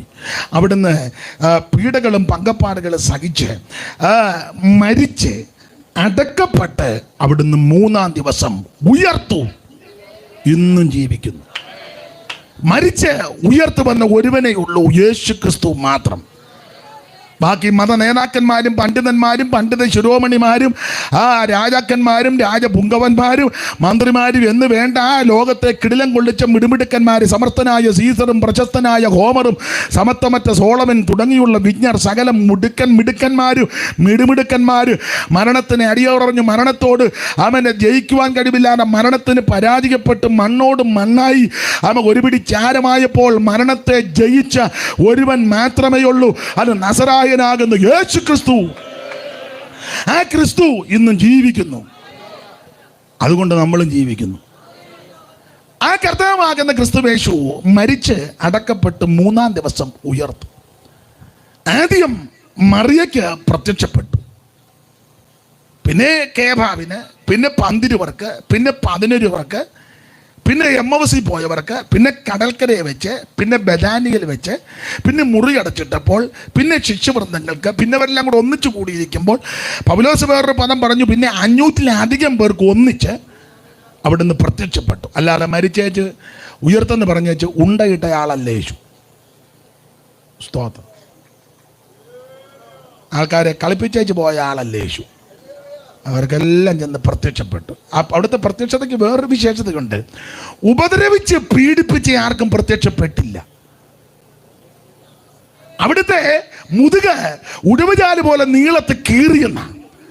റോമൻ പടയാളികൾ യാതൊരു ദാക്ഷിണ്യം കൂടാതെ കുതിരയുടെ തോല് നാരുനാരായി കീറി അതിൻ്റെ അറ്റത്ത് ഈയക്കട്ടയും മുൾക്കൊളത്തും ചൂണ്ടലും കൂടെ കൂട്ടിക്കെട്ടി പിരിച്ച് ചാട്ടയാക്കി അതാണ് ചുഴറ്റി അടിക്കുന്നത്.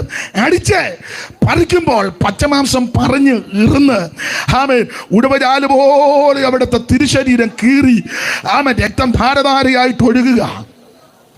മുൾക്കിരീടം അവിടുത്തെ ശിരസിൽ കൊണ്ട് ആഞ്ഞടിച്ചു. ആ മുള്ളിന് 2.5 നീളം വരുന്ന മുള്ളാന്ന. ഒരിക്കൽ ഞാൻ നമ്മുടെ മൈലപ്പറ ജോർജ് കോശി അവരുടെ വീട്ടിൽ ചെന്നപ്പോൾ അദ്ദേഹം ഇസ്രയേലിൽ പോയപ്പോൾ സെയിം ഈ മുൾക്കിരീടം കൊണ്ടുവന്നു. അപ്പോൾ എന്നെ കാണിച്ചു. നല്ല നീളമാണ് മുള്ളിന്. അത് തലയിൽ വെച്ച് ശിരസിൽ അടിച്ച് മുള്ളകത്തോട്ടിറങ്ങിയിട്ട് കണ്ണ് വെളിയിലോട്ട് തെള്ളി വന്നെന്ന്. നാവെല്ലാം അണ്ണാക്കൂട് പറ്റി. സ്തോത്രം. മുഖത്തെ രോമമെല്ലാം പിഴുതെടുത്തു.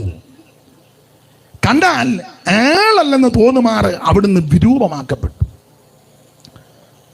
പ്രവചനക്കുന്ന് കയറി പ്രവാചകൻ പറഞ്ഞു, സാക്ഷാൽ നമ്മുടെ രോഗങ്ങളെ അവിടുന്ന് വഹിച്ചു, നമ്മുടെ വേദനകളെ അവിടുന്ന് ചുമന്നു, നമുക്ക് വേണ്ടി അവിടുന്ന് ഈ പീഡകളെല്ലാം സഹിച്ചു. അപ്പൊ തന്നെ ഉപദ്രവിച്ച് പീഡിപ്പിച്ച് അടിച്ച് കോല് കണ്ടടിച്ചു, കാർക്കിച്ച് മുഖത്ത് തുപ്പി, കന്നത്തടിച്ചു, ആക്ഷേപിച്ചു, അധിക്ഷേപിച്ചു, പീഡിപ്പിച്ചു. ഉയർത്തതിന് ശേഷം ഇവർക്കാർക്കും യേശു എന്ന് പ്രത്യക്ഷപ്പെട്ടില്ല. തന്നെ അടിച്ച റോമൻ പടയാളിയുടെ മുന്നിൽ യേശു ചെന്നില്ല. ചെന്നാൽ അവൻ അറ്റാക്ക് വന്നിയാകും എന്ന് പറഞ്ഞ അങ്ങനെ പോലും യേശു ആരെയും പേടിപ്പിച്ചില്ലെന്ന്. യേശു പേടിപ്പിക്കുന്നത് അയ്യോ അല്ലെന്ന്.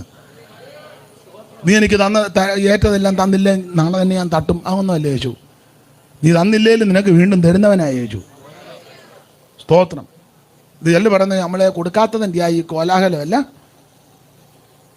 അതെന്താ കൊടുക്കാൻ? അയ്യോ നമ്മളത് ഏറ്റതാ, അത് കൊടുത്തില്ല, അതാണ് ഈ കുടുംബത്തിൽ ഈ പ്രശ്നമല്ല. എത്തരണമായിരിക്കുന്ന ഒരു കുഴപ്പമില്ലല്ലോ. എന്തെല്ലാം കയറി ഏറ്റച്ചാ ഇപ്പം പമ്മി ഇരിക്കുന്നേ. അത് പിന്നെ അവിടുന്ന് തരികയല്ലേ. അതാ അവിടുത്തെ സ്നേഹം. കൺവെൻഷന് ഇത്ര കൊടുക്കാൻ നേറ്റതാ, മിണ്ടുന്നില്ല. ഇപ്പം ഇരിക്കുന്ന ഇന്നുമായിട്ട് തീരുമില്ല, കുഴപ്പമില്ല, ആശീർവാദത്തിന് മുന്നേ അങ്ങ് ഇതെല്ലാം നമ്മളെ ഏറ്റു. ആരോടെല്ലാം നമ്മളെ ഏറ്റു? ദൈവത്തോടെന്തെല്ലാം കയറി ഏറ്റു. ഓരോ ഉണർവുണ്ടാകുമ്പോൾ ചുമ്മാ കയറി അങ്ങ് കേൾക്കുകയല്ലേ. എന്നിട്ടും ദൈവം നിന്നെ ദോഷം വരുത്താതെ പിന്നെ അവിടുന്ന് തന്നുകൊണ്ടിരിക്കുക. അതാ യേശു. നിന്നെ സംഹരിക്കുന്ന ഒരാളല്ല യേശു, നിനക്ക് ജീവൻ തരുന്നവനായ യേശു. നിന്നെ മുടിച്ചു കളയുന്ന ദൈവമല്ല യേശു, നിന്റെ മുടിവും ഇടിവും നികത്തി തരുന്നവനായ യേശു. Praise the lord. അപ്പോൾ തന്നെ ഉപദ്രവിച്ച് ആർക്കും യേശു പ്രത്യക്ഷപ്പെട്ടില്ല. നമ്മൾ ആരെങ്കിലും നമ്മളെ ഒരു ഉദാഹരണമാണ്. നമ്മളെങ്ങനെ വരുന്ന ഉയർത്ത് കഴിഞ്ഞാൽ ആദ്യം ഹെരോദാവിൻ്റെ പാലസിൻ്റെ വാതിൽക്ക് കാറിൽ ചെന്ന് ചോണടിച്ച് ഗ്ലാസ് താത്തി അവിടെ ഇങ്ങനെ കിടക്കും പമ്മി. മനസ്സിലായോ? എന്ന് പറഞ്ഞാൽ ഹെരോദാവ് രാവിലെ നോക്കുമ്പോൾ കണ്ടമാനം ഓണടിക്കുന്ന ആരാണോ നോക്കിയപ്പോൾ എടാ നമ്മൾ മിനിഞ്ഞാന്ന് ക്രൂശിച്ച പുള്ളിയാണ്, ആ മേളിൽ നിന്ന് താഴെ വീണ് യാകുകയുള്ളൂ. അങ്ങനെ പോലും യേശു എന്നൊരുത്തനെ പേടിപ്പിച്ചില്ല. പിന്നെ പ്രത്യക്ഷപ്പെട്ടതല്ല അരിമശിഷ്യന്മാർക്കാണ്. സ്തോത്രം. അല്ല യേശുവിൻ്റെ വിശേഷത. സ്തോത്രം. മേദ്യനുയായികൾക്കും പ്രത്യക്ഷമായി പ്രിയ ദിനമോദി, മേദ്യനുയായികൾക്കും പ്രത്യക്ഷമായി പ്രിയ ദിനമോദി, ഉയർത്തെഴുന്നേറ്റൊരു വാർത്ത മത്സോദര വൃന്ദത്തോടറിയിക്കുവി, ഉയർത്തെഴുന്നേറ്റൊരു വാർത്ത മത്സോദര വൃന്ദത്തോടറിയിക്കുവി, സ്വർലോകരാജൻ സ്വർലോകരാജൻ സ്വർലോകരാജൻ താൻ, സ്വർലോകരാജൻ സ്വർലോകരാജൻ സ്വർലോകരാജൻ താൻ. അപ്പൊ ശ്രദ്ധിക്കുക, അരിമശിഷ്യന്മാർക്കെല്ലാം യേശു പ്രത്യക്ഷപ്പെട്ടു. ഏതാണ്ട് 40 ദിവസത്തോളം ഇവരുടെ കൂടെ ഇരുന്ന് കാര്യങ്ങളെല്ലാം പറഞ്ഞവരെ ബോധ്യപ്പെടുത്തി. ഒടുവിൽ ഇവരെ എല്ലാം കൂടെ കൂട്ടിക്കൊണ്ട് ഒലിവമലയിൽ ചെന്ന് കാര്യങ്ങളെല്ലാം സമയമായില്ല, നമുക്ക് അതിൻ്റെ പരുവത്തിനെ കൈകാര്യം ചെയ്യാം. വണ്ടി പോവായിരിക്കും അല്ലയോ? ഇന്ന് വണ്ടി ഇല്ലല്ലോ.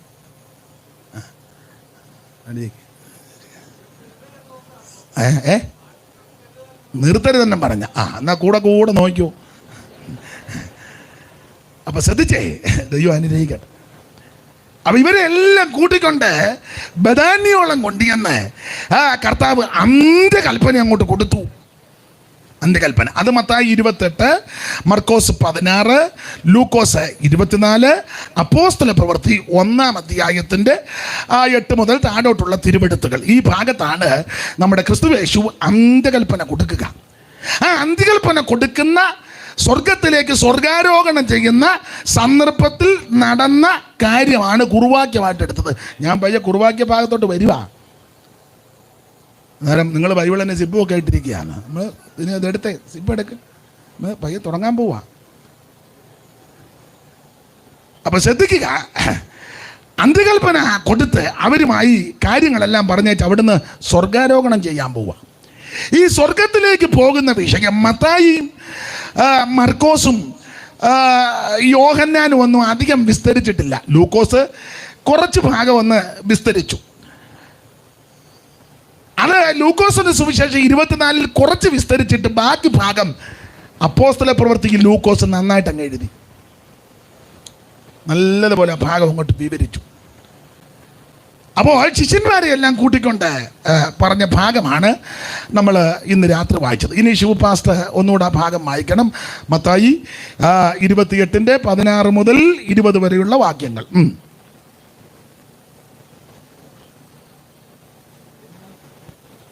എന്നാൽ 11 ശിഷ്യന്മാർ ഗലീലയിൽ യേശു അവരോട് കൽപ്പിച്ചിരുന്ന മലയ്ക്ക് പോയി. അവനെ കണ്ടപ്പോൾ അവർ നമസ്കരിച്ചു. ചിലരോ സംശയിച്ചു. യേശു അടുത്ത് എന്ന് സ്വർഗത്തിലും ഭൂമിയിലും സകല അധികാരവും എനിക്ക് നൽകപ്പെട്ടിരിക്കുന്നു. ആകയാൽ നിങ്ങൾ പുറപ്പെട്ട് പിതാവിൻ്റെയും പുത്രൻ്റെയും പരിശുദ്ധാത്മാവിന്റെ നാമത്തിൽ സ്നാനം കഴിപ്പിച്ചും ഞാൻ നിങ്ങളോട് കൽപ്പിച്ചതൊക്കെ പ്രമാണിപ്പാൻ തക്കവണ്ണം ഉപദേശിച്ചുകൊണ്ട് സകല ജാതികളെയും ശിഷ്യരാക്കിക്കൊള്ളുവീൻ. ഞാനോ ലോകാവസാനത്തോളം എല്ലാ നാളും നിങ്ങളോട് കൂടെ ഉണ്ട് എന്നരുളി ചെയ്തു. എല്ലാ നാളും നമ്മുടെ കൂടെ ഇരിക്കുന്ന ദൈവം. ഇനി കമ്പിവാചകം പോലെ മുമ്പോട്ട് പോകാം. കൂടെ ഇരിക്കുന്ന ദൈവം തൻ്റെ അരമ ശിഷ്യന്മാർക്ക് അന്ത്യകൽപ്പന കൊടുത്ത് ഒടുവിലായിട്ട് ഇവരോട് പറയുന്ന ഭാഗമാ, ഞാനോ ലോകാവസാനത്തോളം എല്ലാ നാളും നിങ്ങളുടെ കൂടെ. ഇന്ന് രാത്രി 2 മെയിൻ പോയിന്റ് ആയിട്ടാണ് തരംതിരിച്ചിരിക്കുന്നത്. ഒന്ന്, കൂടെ ഇരിക്കുന്ന കർത്താവിൻ്റെ യോഗ്യത അല്ലെങ്കിൽ വിശേഷത. 2, ദൈവം കൂടെ ഇരിക്കണമെങ്കിൽ ശിഷ്യന്മാർ എങ്ങനെയായിരിക്കണം. ഇത് രണ്ടുമാണ് ഇന്നത്തെ മെയിൻ വിഷയം.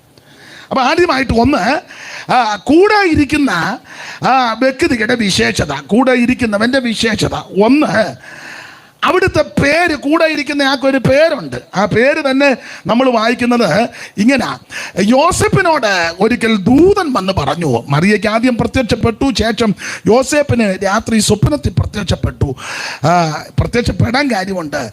മറിയം ഗർഭവതിയായി, വിവാഹം നിശ്ചയം കഴിഞ്ഞിട്ടുള്ളൂ. ഇവർ രണ്ടുപേരോട് കൂടി വന്നിട്ടില്ല.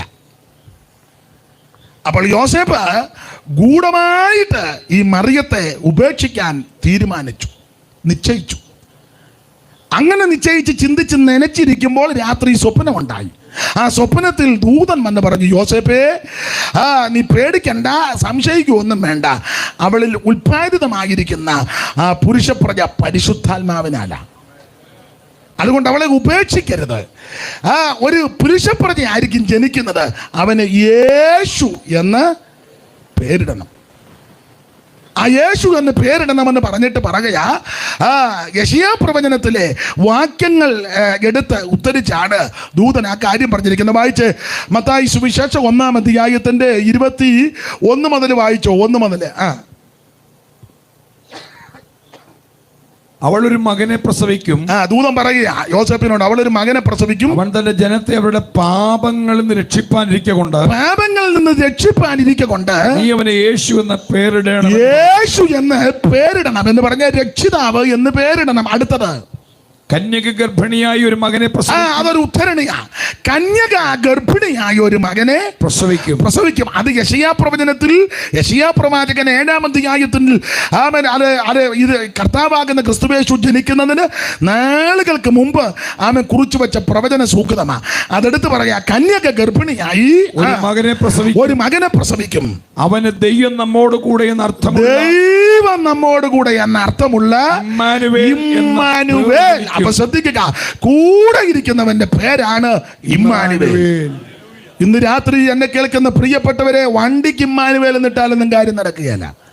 ഇന്നലെ ആണ്ടൊരു പെങ്കൊച്ചു വണ്ടി തടഞ്ഞല്ലോ അല്ലേ?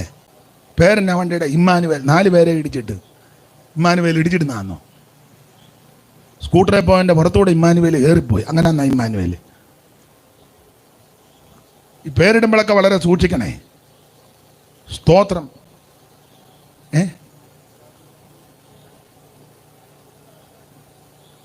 ഇമ്മാനുവേൽ 2 പേരെ ഇടിച്ചിട്ട് കൊന്ന് കേസാ. അതെന്നാ ഇമ്മാനുവേൽ. നിന്റെ കൂടെ ഇരിക്കുന്നവനാ ഇമ്മാനുവേൽ. സ്തോത്രം. അപ്പൊ കൂടെ ഇരിക്കുന്നവന്റെ പേരാണ് ഇമ്മാനുവേൽ. ദൈവം നമ്മോട് വാഴ്ത്തിടുമേ ഇമ്മാനുവേലേ എൻ ജീവകാലം ഇക്ഷോണിതലേ. ഇമ്മാനുവേലേ എൻ ജീവകാലം ഇക്ഷോണിതലേ. വാഴ്ത്തിടുമേ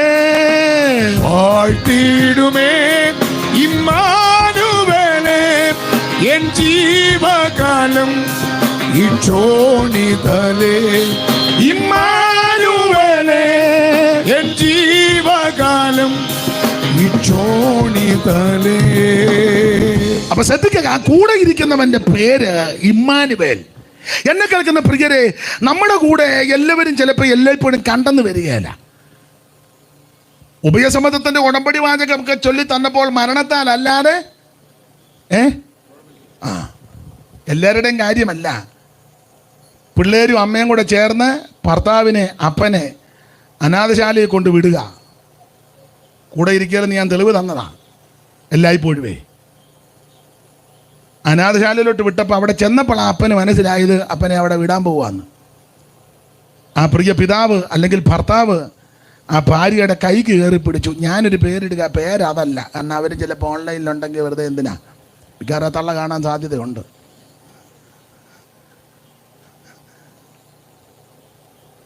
അപ്പം കൈക്ക് മുറുകെ പിടിച്ചേച്ച് പറഞ്ഞു, ഞാൻ പേര് മാറ്റിയിടുക, അന്നമേ നീ എന്നെ ഇട്ടേച്ച് പോകരുതെന്ന്. കൈ കുടഞ്ഞേച്ച് അവർ പിള്ളേരുടെ കൂടെ കാറെ കയറിപ്പോയി. അപ്പനാണ്ട് അനാഥ മന്ദിരത്തിൽ കിടക്കുന്നു. കൂടെ ഇരിക്കുകയല്ലെന്നായി പറഞ്ഞത്. എല്ലാവരും അങ്ങനെ ആണെന്നുമല്ല. മനസ്സിലായോ? 10 മാസം നൊന്ത് വേദനിച്ച് പ്രസവിച്ച കുട്ടികളെ പരപുരുഷനുമായിട്ട് ചങ്ങാത്തം കൂടി ആ കൊച്ചുങ്ങളെ ഉപേക്ഷിച്ചു പോയ സ്ത്രീകളുണ്ട്.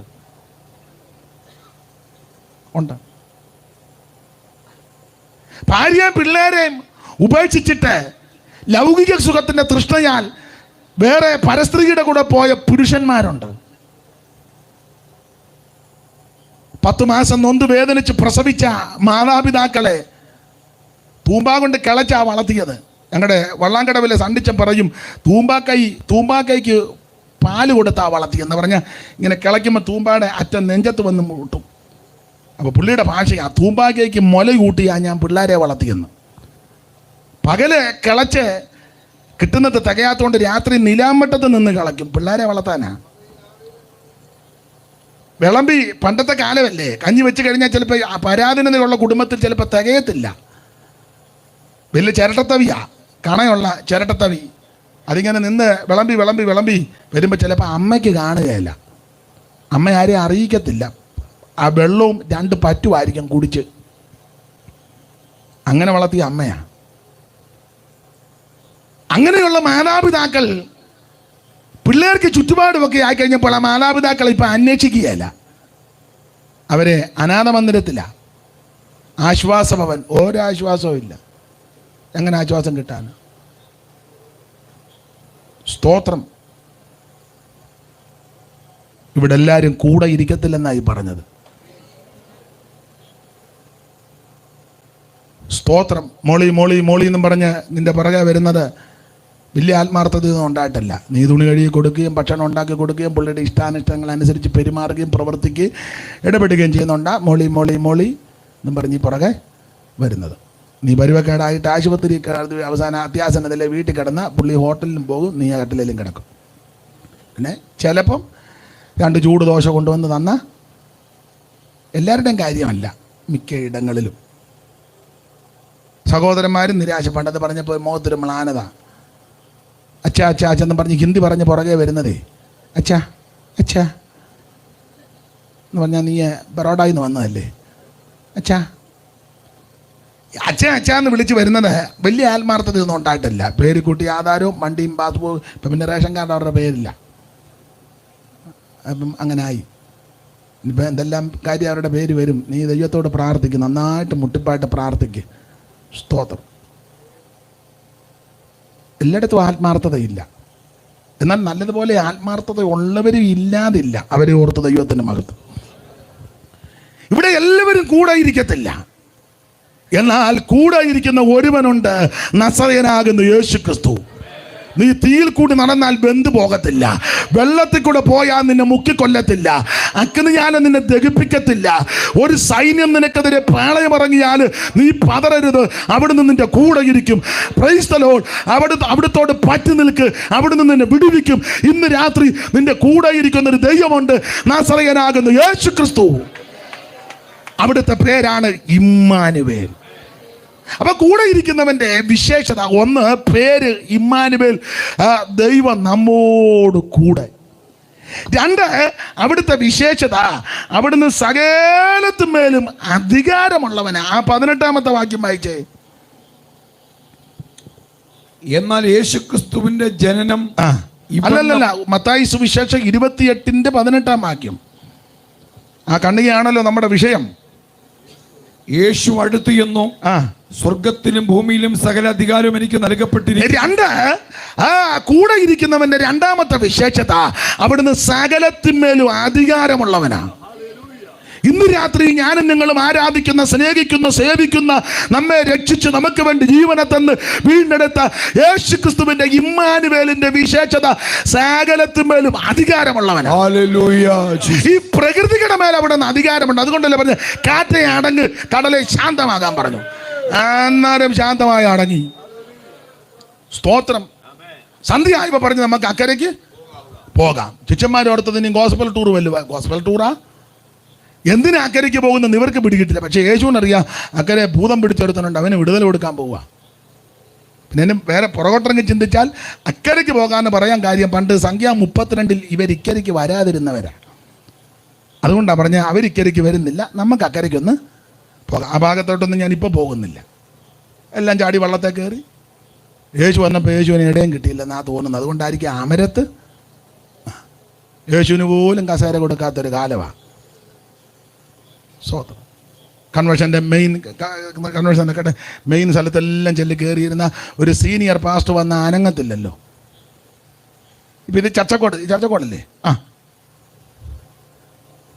ദീർഘവർഷങ്ങൾ ചർച്ചക്കോടി ശുശ്രൂഷിച്ചൊരു സീനിയർ പാസ്റ്റർ കയറി വന്നാൽ ഇപ്പോഴത്തെ ചില ആൾക്കാർ ചിലർ അനങ്ങി കൊടുക്കുകയല്ല, ഉടനെ താഴോട്ട് നോക്കിയിരിക്കും. നോക്കുമ്പോഴല്ലേ കയറിയിരിക്കാൻ പറയാൻ.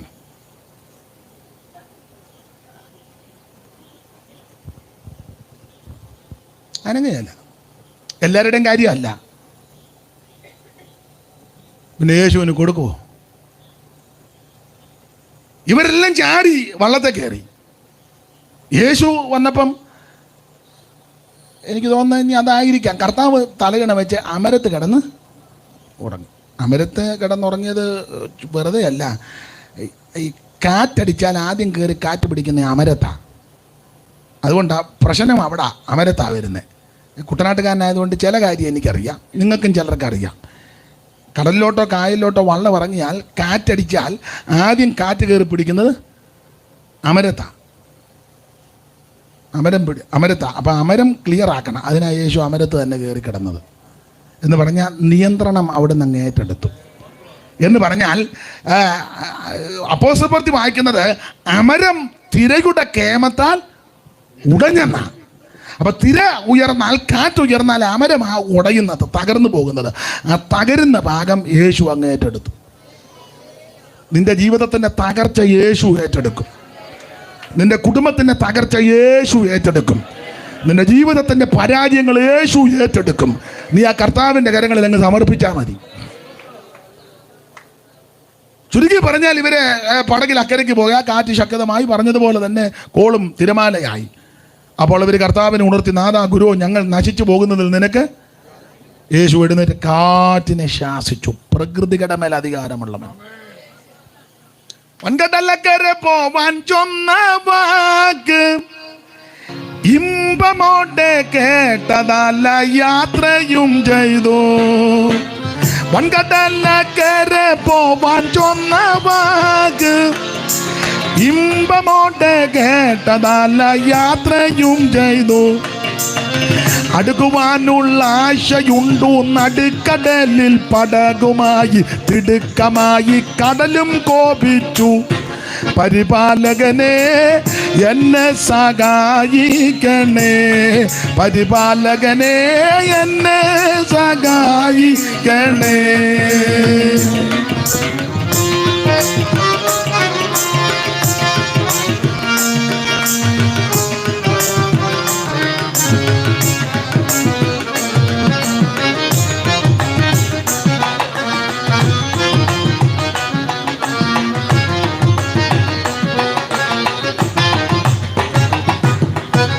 കാറുകൊണ്ടാകാശമതിഘോരമായി കാറ്റടിച്ചു തിരമാല ഗർവവുമായി.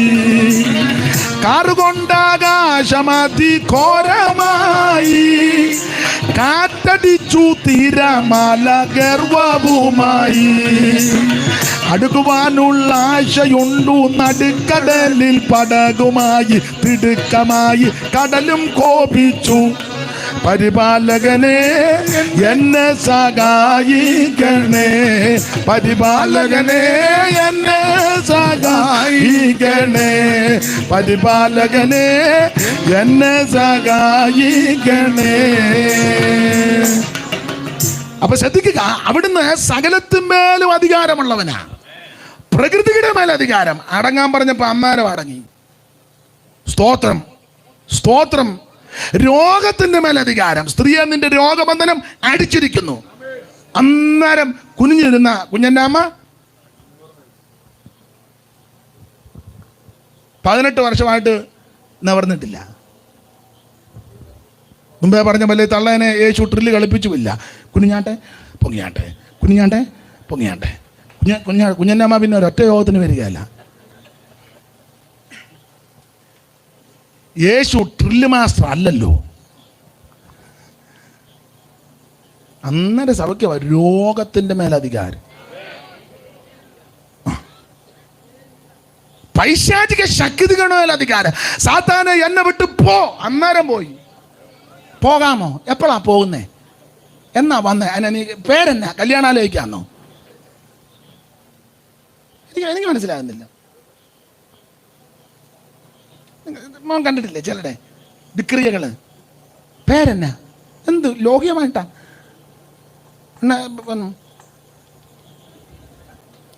നിന്നെ കത്തിക്കും. അതിനെ പെട്രോൾ ഉണ്ടോ? ചുമ്മാ വട്ടത്തരവല്ല. പേരെന്നാ? ആരാധിച്ചാട്ട് പേര് പറയിപ്പിക്കാനോ? എവിടുന്നാ വന്നേ? എന്ന് പോകും. മനുഷ്യനെല്ലാം ഇരുന്ന് മെനക്കെടുക. യേശു ഇങ്ങനെയൊന്നും ചെയ്തില്ല. സാത്താനെ എന്നെ വിട്ട് അന്നേരം പോവുക. ഭൂതങ്ങളുടെ മേലധികാരം. അവിടുന്ന് പ്രകൃതിയുടെ മേലധികാരം, രോഗങ്ങളുടെ മേലധികാരം, അയ്യോ മരണത്തിന്റെ മേലധികാരം. ലാസറേ പുറത്തു വാ. അന്നേരം അവൻ പുറത്തു വന്നെന്നുള്ളത്. ഇതുപോലെ അധികാരമുള്ള ഒറ്റ ഒരുത്തനില്ല. സ്വർലോകരുടെയും ഭൂലോകരുടെയും അധോലോകരുടെയും മുഴങ്കാലുകൾ മടങ്ങുന്ന വിറയ്ക്കുന്ന പരിശുദ്ധ നാമമാണ് യേശുവിന്റെ നാമം. എല്ലാ നാമത്തിലും മേലായ നാമം. അവൻ സകല മുഴങ്കാലും മടങ്ങുന്ന നാമം. ആ നാമത്തെ ഓർത്ത് ദൈവത്തിന് മഹത്വം കൊടുക്കുക. സ്തോത്രം, സ്തോത്രം. ഞാൻ ഓടിച്ചങ്ങ് സമയത്തെ ഭയപ്പെടുന്നത് കൊണ്ട് ഓടിച്ചങ്ങ് പോകുക. ദൈവത്തിന് മഹത്വം. അവിടുത്തെ വിശേഷത ഒന്ന്, ആമേ, നമ്മുടെ വായിക്കുന്നത് അവിടുത്തെ പേര് ഇമ്മാനുവേൽ, നമ്മുടെ കൂടെ. രണ്ട്, അവിടുന്ന് സകലത്തിന്മേലും അധികാരമുള്ളവനാ. കൂടെ ഇരിക്കുന്ന ദൈവം അധികാരമുള്ളവനാ. മൂന്ന്, അവിടുത്തെ വിശേഷത നമ്മുടെ അടുത്ത് വരുന്നവനാ. ആ 18-ാം വാക്യം ഒന്നുകൂടെ വായിച്ചേ. യേശു അടുത്തു ചെന്നു. യേശു അടുത്തു ചെന്ന് സ്വർഗത്തിലും. അപ്പൊ ശ്രദ്ധിക്കുക, മൂന്നാമത്തെ അവിടുത്തെ വിശേഷത അടുത്ത് വരുന്നവനാ. ആമേൻ. എന്ന് പറഞ്ഞാൽ നീ ഇരിക്കുന്ന ഇടത്തേക്ക് വരുന്നവനാ യേശു. യേശു ഇരിക്കുന്നിടത്തോട്ട് പോകുക എന്നെങ്കിൽ വലിയ ബുദ്ധിമുട്ടാണ്. സ്തോത്രം. ഇപ്പൊ അവിടുന്ന് സ്വർഗത്തിലായിരിക്കുന്നത്. എങ്ങോട്ട് പോകാനാ? ഇങ്ങോട്ട് തന്നെ വന്നത് എത്ര പേരെ ചോദിച്ചും പറഞ്ഞു ആ വണ്ടിയില്ലാതെ. ഇനിയിപ്പോൾ ഇപ്പം ചിന്താഭാരം തിരിച്ചെങ്ങനെ പോകുമെന്നാ. അതൊക്കെ ആ വണ്ടിയില്ലാത്തതിനെ കൊണ്ട് വിട്ടേക്കണം. അല്ല, നമ്മൾ കണ്ണടച്ച് അകത്തോട്ട് കയറി പോകരുത്. സ്തോത്രം. നമ്മുടെ അടുക്കലേക്ക് വരുന്നവനാ നസറയനാകുന്ന യേശു. നീ ദൈവത്തെ കാണാൻ ദൈവത്തിൻ്റെ അടുക്കലേക്ക് പോകേണ്ട കാര്യമില്ല. നീ ഇരിക്കുന്ന ഇടത്തേക്ക് വരുന്നവനാ യേശു. സ്തോത്രം. ഇന്ന് രാത്രി കൂടെ ഇരിക്കുന്നവന്റെ വിശേഷത നിന്റെ അടുക്കലേക്ക് വരുന്നവനാ. ദൈവത്തിന് മഹത്വം. ആ അടുക്കലേക്ക് വരുമ്പോൾ നമ്മൾ ദൈവത്തിൻ്റെ അടുക്കലോട്ട് പോകണ്ട. നമ്മുടെ അടുക്കലേക്ക് വരും. നമ്മൾ ദൈവത്തിൻ്റെ അടുക്ക ഒന്നും കൊണ്ടുപോകുകയും വേണ്ട. ദൈവത്തിൻ്റെ കൂടെ വന്നൊരു പെടക്കോഴി എവിടുന്നേലും ദൈവത്തിന് എന്തിനാ പെടക്കോഴി മുട്ടയിടാനോ? ദൈവത്തിന് പെടക്കോഴിയും വേണ്ട, പൂവൻ കോഴിയും വേണ്ട. സ്തോത്രം. ദൈവത്തിന് ഭൗതിക വസ്തുക്കളൊന്നും വേണ്ട. പ്രവാചകൻ ചോദിക്കുന്നത് എന്തോന്നുകൊണ്ട് ഞാൻ അങ്ങോട്ട് ചെല്ലും? വായിച്ചേണ്ട മീഖാ പ്രവചനം 6-ാം അധ്യായത്തിന്റെ 6-ാം വാക്യമല്ലേ, നമുക്ക് അറിവുള്ള വാക്യമാ. മീഖാ പ്രവചനം 6-ന്റെ 6. എന്തോന്നുകൊണ്ട് അങ്ങോട്ട് ചെല്ലും? അങ്ങോട്ടൊന്നും കൊണ്ട് ചെല്ലണ്ട ദൈവത്തിൻ്റെ അടുക്കൽ. വായിച്ചേ 6-ന്റെ 6. എന്തോന്നുകൊണ്ട് ഞാൻ യഹോവയുടെ സന്നിധിയിൽ ചെന്ന്. എന്തോന്നും കൊണ്ട് ഞാൻ യഹോവയുടെ സന്നിധിയിൽ ചെന്ന്. എന്തോ കൊണ്ട് ചെല്ലാനാ? വസ്തു കൊണ്ട് ചെല്ലണോ? ആപ്പിൾ കൊണ്ട് ചെല്ലണോ? മുന്തിരിങ്ങ കൊണ്ട് ചെല്ലണോ? വാഴക്കൊല. ദൈവത്തിന് എന്തിനാണ് ആ കൊല? ദൈവത്തിന് പെടക്കോഴിയും വേണ്ട, പൂവൻകോഴിയും വേണ്ട, നിന്റെ വസ്തുവും വേണ്ട, ഭൗതിക വസ്തുക്കളൊന്നും ദൈവത്തിന് വേണ്ട. അതാ പ്രവാചകൻ ചോദിക്കുക, എന്തോന്നുകൊണ്ട് ഞാൻ ദൈവസന്നിധിയിൽ ചെല്ലും? അത്യുന്നത ദൈവത്തിന്റെ മുൻപാകെ കുമ്പിടേണ്ടു. അത് ഞാൻ എങ്ങനെ കുമ്പിടേണ്ടി? എന്തോന്നും കൊണ്ട് ചെന്ന് കുമ്പിടാൻ? അടുത്തത്, ഞാൻ ഹോമയാഗങ്ങളും 1 വയസ്സ് പ്രായമുള്ള കാളക്കിടാകളോടും കൂടെ അവന്റെ സന്നിധിയിൽ ചെല്ലണമോ? ഞാൻ കാളക്കിടാവിനെയും ആ ആട്ടുകൊറ്റനുമായിട്ട് ചെല്ലണോ? അടുത്തത്, 1000 ആട്ടുകൊറ്റനിലും 10,000 തൈല നദിയിലും യഹോവ പ്രസാദിക്കും. അയ്യോ, 1000 ആട്ടുകൊറ്റനും 10,000 തൈല നദി. തൈല നദി ഒഴുക്കുന്ന ദൈവത്തിന് നിന്റെ തൈലം വേണോ? 100 ഗ്രാം വേണോ? ദൈവത്തിന് വേണ്ട. തൈലം നദി ഒഴുക്കുകയാണ് ദൈവം. 1000 ആട്ടുകൊറ്റൻ. അന്നേരം നമ്മൾ ഞായറാഴ്ച വെട്ടുപാലം വന്നൊരു കിടാവുമായിട്ട് അത് വെട്ടി നിൽക്കുക. 1000 കാട്ടുമൃഗങ്ങളും ജന്തുക്കളും എല്ലാം ദൈവത്തിനുള്ളതല്ലേ. എന്തോന്ന് കൊണ്ട് ചെല്ലും? അടുത്തത്, എന്റെ അതിക്രമത്തിന് വേണ്ടി ഞാൻ എന്റെ ആദിജാതനെയും ഞാൻ ചെയ്ത പാപത്തിന് വേണ്ടി എന്റെ ഉദരഫലത്തെയും കൊടുക്കണമോ? അയ്യോ, കൊച്ചുങ്ങളെ നരബലി കൊടുക്കണോ? വേണ്ട. ദൈവത്തിന് പിള്ളേരെ കണ്ടിക്കൊന്നും വേണ്ട, നരബലി വേണ്ട, ഭൗതികമായിട്ട് ഒന്നും കൊടുക്കണ്ട. പിന്നെ അടുത്തത്, മനുഷ്യ. ശ്രദ്ധിച്ചേ മനുഷ്യ, നല്ലതെന്തെന്ന് അവൻ നിനക്ക് കാണിച്ചു തന്നിരിക്കുന്നു. ന്യായം പ്രവർത്തിപ്പാനും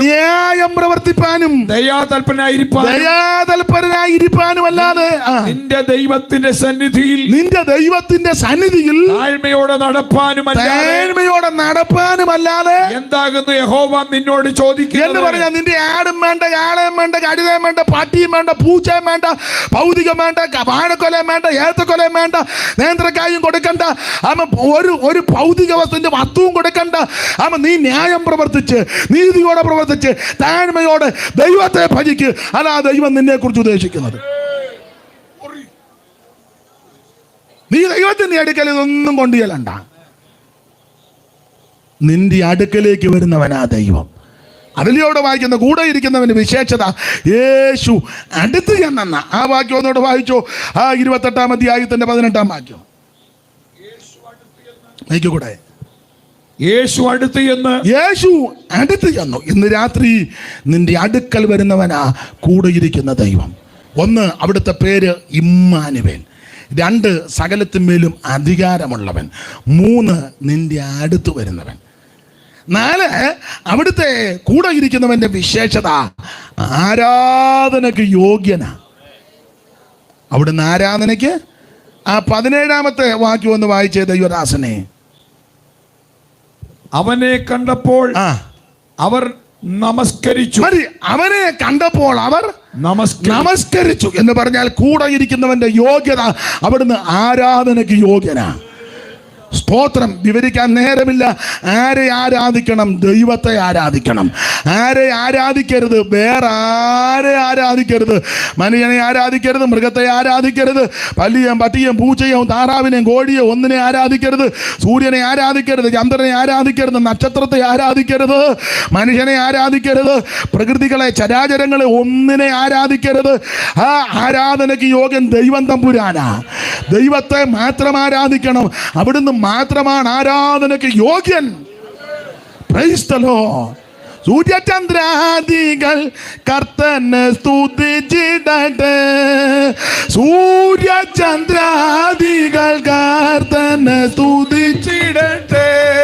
ഓ സ്വർഗവും മേലുള്ള വെള്ളവും, സ്വർഗവും മേലുള്ള വെള്ളവും താരങ്ങളോ മഹത്വം തൻ നാമത്തിന്. ഓ മഹത്വം തൻ നാമത്തിന്. ഓ മഹത്വത്തിനു സ്തോത്രയാഗത്തിനു യോഗ്യൻ. മഹത്വത്തിനും സ്തോത്രയാഗത്തിനും യോഗ്യനെല്ലാ നാളും. കരമുയർത്തി ദൈവത്തിന് മഹത്വം കൊടുക്കാം. ദൈവം നമ്മോട് കൂടെ ഇരിക്കുന്നവന്റെ പേര് 1 ഇമ്മാനുവേൽ, 2 സകലത്തിന്മേലും അധികാരമുള്ളവൻ, 3 നമ്മുടെ അടുത്ത് വരുന്നവൻ, 4 ആരാധനയ്ക്ക് യോഗ്യൻ. ഈ വ്യക്തിയാണ് നമ്മോട് കൂടെ ഇരിക്കുന്നത്. ഇനി 2ാമത്തെ പ്രധാനപ്പെട്ട ചിന്താവിഷയം, ദൈവത്തിന് സ്തോത്രം. ഈ കൂടെ ആരുടെ കൂടെയായി ഇരിക്കുന്നത്? എല്ലാവരുടെയും കൂടെയാന്ന് ചിന്തിക്കരുത്. ആ കണ്ണിയെ നിന്നുകൊണ്ട് ആരുടെ കൂടെയാണ് യേശു ഇമ്മാനുവേൽ ഇരിക്കുന്നത്? അവിടെ പ്രധാനപ്പെട്ട പോയിന്റ് ശിഷ്യന്മാരുടെ കൂടെയാണ് യേശു ഇരിക്കുന്നത്. ആ 16-ാം വാക്യം ഒന്നുകൂടെ വായിച്ചേ. എന്നാൽ 11 ശിഷ്യന്മാർ ഗലീലയിൽ യേശു അവരോട് കൽപ്പിച്ചിരുന്ന മലയ്ക്ക് പോയി. അവനെ കണ്ടപ്പോൾ അവർ നമസ്കരിച്ചു. അപ്പൊ ശ്രദ്ധിച്ചേ, ആരുടെ കൂടെ ഇരിക്കുമെന്ന് ചോദിച്ചാൽ ശിഷ്യവൃന്ദങ്ങളുടെ കൂടെയാണ് യേശു ഇരിക്കുന്നത്. ഈ ആദിമ നൂറ്റാണ്ടിൽ വിശ്വാസികളെന്നല്ല പറയുന്നത്, ശിഷ്യന്മാരെന്നാണ്. ആ ശിഷ്യന്മാരുടെ കൂടെയാണ് അവിടുന്ന് ഇരിക്കുന്നത്. അങ്ങനെയുള്ള ആ ശിഷ്യന്മാർക്ക് ചില യോഗ്യതകളുണ്ട്. ആ കണ്ണികക്കകത്ത് അടങ്ങിയിരിക്കുന്നത് 1, അവര് അനുസരണമുള്ളവരായിരിക്കണം. അനുസരണമുള്ളവരുടെ കൂടെ ഇമ്മാനുവേൽ ഇരിക്കൂ. ആ 16-ാം വാക്യം വായിച്ചേ. എന്നാൽ 11 ശിഷ്യന്മാർ ഗലീലയിൽ യേശുവിനോട് കൽപ്പിച്ചിരുന്ന മലയ്ക്ക് പോയി. എന്ന് പറഞ്ഞാൽ കൽപ്പിച്ചിരുന്ന മലയ്ക്ക് പോയി. അപ്പൊ ഒരാളെന്നോട് ചോദിച്ചു, യേശു മലയ്ക്ക് പോയോ? അപ്പൊ പണ്ട് മുതലേ എല്ലാവരും മലയ്ക്ക്, ഏത് മലയാന്ന് അവിടെ എഴുതിയിട്ടുണ്ട്.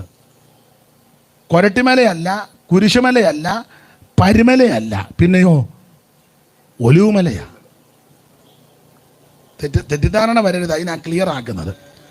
ഒലിവുമലയ്ക്കാണ് പോയത്. യേശു സ്വർഗാരോഹണം ചെയ്യുന്നതിന് മുമ്പ് പറഞ്ഞു, നിങ്ങൾ ഒലിവുമലയിൽ വരണം. അവർ ഒലിവുമലയ്ക്കാണ് പോയത്. ടി കെ ശൗമൽ സാറ് പാടിയ ഒരു പാട്ടിൻ്റെ ഒരു വരിയുണ്ട്. ഒലിവന്നോതും മലയിൽ നിന്നും തിരുജനമരികിൽ നിൽക്കവേ, ഒലിവന്നോതും മലയിൽ നിന്നും തിരുജനമരികിൽ നിൽക്കവേ, ചരണമുയർന്നു ഗഗനേ ഗഗനായി പാദനരികിലമർന്നുതാ, ചരണമുയർന്നു ഗഗനേ ഗഗനായി പാദനരികിലമർന്നുതാ. എന്തോരത്ഭുത പുരുഷൻ ക്രിസ്തു, തൻ്റെ മഹിമാനിസ്തുലം. എന്തോരത്ഭുത പുരുഷൻ ക്രിസ്തു, തൻ്റെ മഹിമാനിസ്തുലം. അപ്പൊ ശ്രദ്ധിക്കുക, ശിഷ്യന്മാരുടെ കൂടെയാണ് അവിടെ നിൽക്കുന്നത്. ആ ശിഷ്യന്മാരുടെ വിശേഷത, യോഗ്യത, അവരെങ്ങനെയുള്ളവരായിരിക്കണം? ഒന്ന്, അനുസരണമുള്ളവരായിരിക്കണം. ദൈവമക്കൾ അനുസരണമുള്ളവരായിരിക്കണം. സഭയിലെ ശുശ്രൂഷകൻ ഒരു കാര്യം പറഞ്ഞാൽ അനുസരിക്കണം. ഇത് പറയുന്നതിന് മുന്നേ ഒരു കൊമ്പ് കോർത്ത് ഉടനെ അടിയന്തര പാസ് ഇല്ലാതെ ഒരു കമ്മിറ്റി കൂടി ഉടനെ ഡിസ്ട്രിക്റ്റ് കൊണ്ട് പരാതി കൊടുത്തു. ഡിസ്ട്രിക്റ്റിന് ഉടനെ മുളക്കുഴയ്ക്ക് പോയി, നീ ഒന്നും ഗുണമാകുകയല്ല. ആ ഇരിക്കുന്ന ശുശ്രൂഷകൻ ദൈവകൃപയെ ശരണപ്പെട്ട് വചനപ്രകാരം വചനത്തിന് നിരക്കുന്ന കാര്യം പറയുമ്പോൾ ആ നടത്തിപ്പുകാരെ അനുസരിക്കണം. അനുസരിച്ചാലേ ദൈവം കൂടെ ഇരിക്കും. അനുസരണമില്ലാത്ത ആരുടെയും കൂടെ ദൈവം ഇരിക്കുകയില്ല. കുഞ്ഞുങ്ങൾ മാതാപിതാക്കൾ പറഞ്ഞ് അനുസരിക്കണം. വേണ്ടേ? വേണം. ഇപ്പം പിന്നെ പിള്ളേരെ പേടിച്ചാൽ എല്ലാവരും ജീവിക്കുന്നത്. എവിടെ പോകുന്നടാ ഉടനെ അവൻ ചോദിച്ചെന്നേ ഉള്ളൂ. നീ എന്തോ തന്തയാ? എന്തോ അപ്പനാ? എടാ, പിള്ളേരെ പേടിച്ചല്ല അപ്പനും അമ്മയും ജീവിക്കണ്ടേ. അപ്പനെയും അമ്മയും ബഹുമാനിച്ചും കീഴ്പ്പെട്ടും പിള്ളേർ ജീവിക്കണം. അതാ വേറെ പുസ്തകത്തിൻ്റെ പ്രമാണം. അവനോട് അങ്ങനെ പറയാനൊക്കത്തില്ല. അവനെ ക്ഷിപ്രകോപിയാ. പിന്നെ നല്ല പെരുകു കൊടുക്കാഞ്ഞിട്ടാ. ഇപ്പം പിന്നെ പിള്ളേരെ തല്ലാനും വേറെ പുസ്തകം പഠിപ്പിക്കുന്ന പിള്ളേരെ തല്ലണമെന്നാ, തല്ലി വളർത്തണമെന്നാ. ചുമ്മാ തല്ലുകയും ചെയ്യരുത്, കാരണമില്ലാതെ തല്ലുകയും ചെയ്യരുത്. പൊട്ടിപ്പോകത്തൊക്കെ തല്ലെന്ന അങ്ങനെ പുസ്തകത്തിൻ്റെ വാക്യം. അടിയുടെ ഫോഴ്സ് വരെ സദൃശവാക്യത്തിൽ എഴുതി ഇത്ര ആയത്തിൽ അടിക്കാം, അങ്ങനെ പുസ്തകത്തിൽ വാക്യമുണ്ട്. അടിക്കേണ്ട സമയത്ത് അടിക്കണം, ലാളിക്കേണ്ട സമയത്ത് ലാളിക്കണം, സ്നേഹിക്കേണ്ട സമയത്ത് സ്നേഹിക്കണം, വളർത്തേണ്ട സമയത്ത് വളർത്തണം, പഠിപ്പിക്കേണ്ട സമയത്ത് പഠിപ്പിക്കണം, കരുതേണ്ട സമയത്ത്, അതിനെല്ലാം പുസ്തകത്തിൽ വാക്യമുണ്ട്. അനുസരിക്കണം. അമ്മ അടുക്കളയിൽ കയറുമ്പോൾ മോളെ വിളി, എടി ആ തോരനെന്ന് അരിഞ്ഞേ. അനുസരിക്കണ്ട? അനുസരിക്കണം. അമ്മ അടുക്കളയിൽ കടന്ന് കന്ന് പണിയും പോലെ പണിയുക. അവളിങ്ങനെ മൊബൈലിൽ മാന്തിയും തോണ്ടി.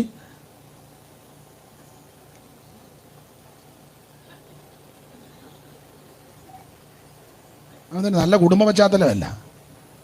മനസ്സിലാകുന്നുണ്ടായി പറയുന്നത്. അനുസരിക്കണം. ഒരു സഭയിൽ കൂടി വന്നാൽ ആ സഭയിലെ നടത്തിപ്പുകാരെ അനുസരിക്കണം. ഒരു ഓഫീസിൽ ജോലി കിട്ടിയാൽ ആ ഓഫീസിൻ്റെ നിയമങ്ങളുണ്ട്, അതനുസരിക്കണം. മനുഷ്യനെ ശങ്കയും വേണം, ദൈവത്തെ ഭയവും വേണം. പ്രായമുള്ള അപ്പനും അമ്മയും വീട്ടിലുണ്ടെങ്കിൽ മക്കൾ അവരെ അനുസരിക്കണം, ബഹുമാനിക്കണം. ഇതൊക്കെ വേദപുസ്തക പ്രമാണമാണ്. നിനക്ക് നന്മയുണ്ടാകുവാനും നീ ഭൂമിയിൽ ദീർഘായുസ്സോടിരിപ്പാൻ നിൻ്റെ അപ്പനെ അമ്മയും, അതൊക്കെ വേദപുസ്തകത്തിൻ്റെ പ്രമാണമാണ്. ഇതൊക്കെ അക്ഷരം പ്രതി അനുസരിക്കണം. അതല്ലേ ശൗമന്റെ പുസ്തകത്തിൽ അനുസരിക്കുന്നത് യാഗത്തെക്കാളും ശ്രദ്ധിക്കുന്നത് മുട്ടാടുകളുടെ മേധസ്സിനേക്കാളും നല്ലതാ. അനുസരിക്കണം. അനുസരിക്കുന്നവർക്ക് അനുഗ്രഹം വെച്ചിരിക്കുന്നത്. ആട്ടെ, അപ്പോൾ കൂടെ ഇരിക്കുന്ന ആരുടെ കൂടെ ഇരിക്കും? ഒന്ന്, അനുസരിക്കുന്നവരുടെ കൂടെ ഇരിക്കും. രണ്ട്, ആരുടെ കൂടെ ഇരിക്കുമെന്ന് ചോദിച്ചാൽ സംശയമില്ലാത്തവരുടെ കൂടെ ഇരിക്കും. സംശയമുള്ളവന്റെ കൂടെ ഇരിക്കുകയല്ല. അതിന്റെ 17-ാം വാക്യം വായിച്ച ശൂപ്പാസെ 17.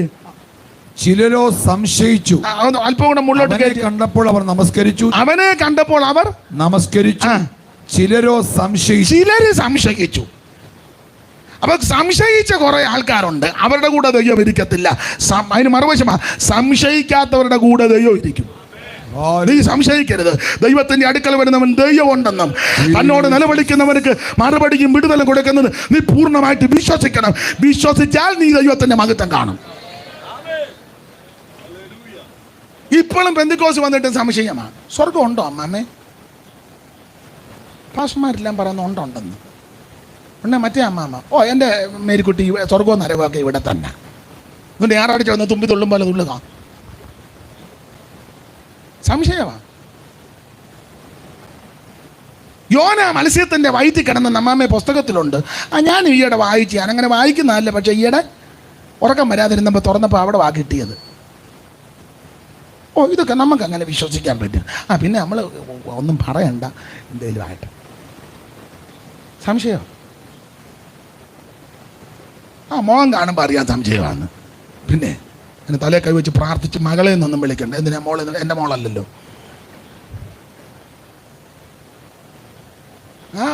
നല്ല മോന്ത കാണുമ്പോൾ അറിയാം ഒരു വിശ്വാസവും. സംശയം എപ്പോഴും സംശയിക്കുന്നവരുടെ കൂടെ ഇമ്മാനുവേൽ കാണത്തില്ല, വിശ്വസിക്കുന്നവൻ്റെ കൂടെയുണ്ട്. വിശ്വസിച്ചാൽ നീ ദൈവത്തിൻ്റെ മഹത്വം കാണും. ദൈവത്തിൻ്റെ അടുക്കൽ വരുന്നവൻ ദൈവമുണ്ടെന്ന് വിശ്വസിക്കണം. ജീവനുള്ളൊരു ദൈവമുണ്ട്. അവിടുന്ന് പ്രവർത്തിക്കുന്ന ദൈവമാണ്. അവിടുന്ന് സൗഖ്യമാക്കുന്ന ദൈവമാ. അവിടുന്ന് സംരക്ഷിക്കുന്ന ദൈവമാ. അവിടുന്ന് വിടുവിക്കുന്ന ദൈവമാ. അവിടുന്ന് നിന്നെ ഉദ്ധരിക്കുന്ന ദൈവമാ. ദൈവം ഇന്നും ജീവിക്കുന്നു. സ്തോത്രം. അലകൾ പടകിൽ അടിച്ചെന്നാൽ അല്ലേലോരൽപ്പമു ഇല്ലെനിക്ക്.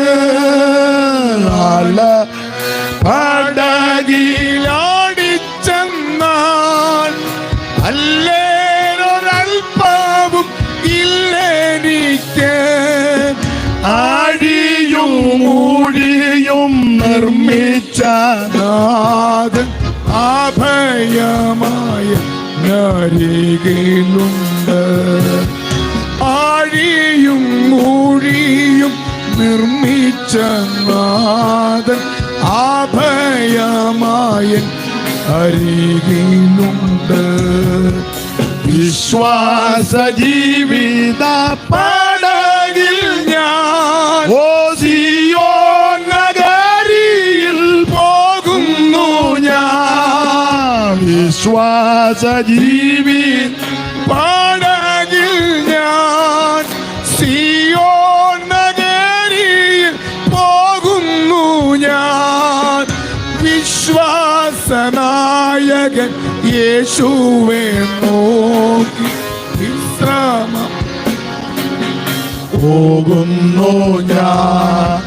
വിശ്വാസനായകൻ യേശുവേ നോക്കി വിശ്രമാം ദേശത്തു പോകുന്നു ഞാൻ. അപ്പൊ ശ്രദ്ധിക്കുക, ആരുടെ കൂടെ ഇരിക്കും?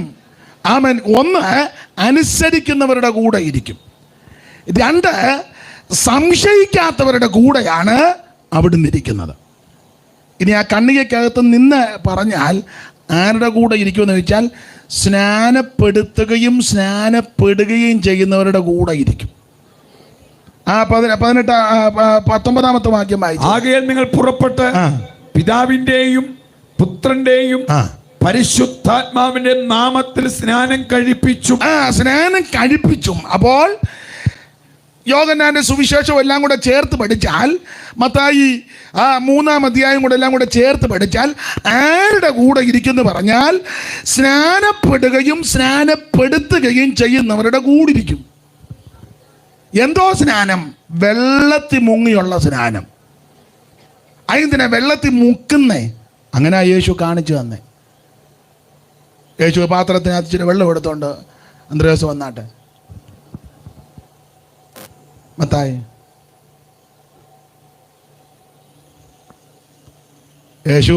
യേശുവിനെ ആരും എടുത്തോണ്ടും അല്ല വന്നത്. കരയരുത്, ഇപ്പൊ സ്നാനപ്പെടുത്താം ബാവോ.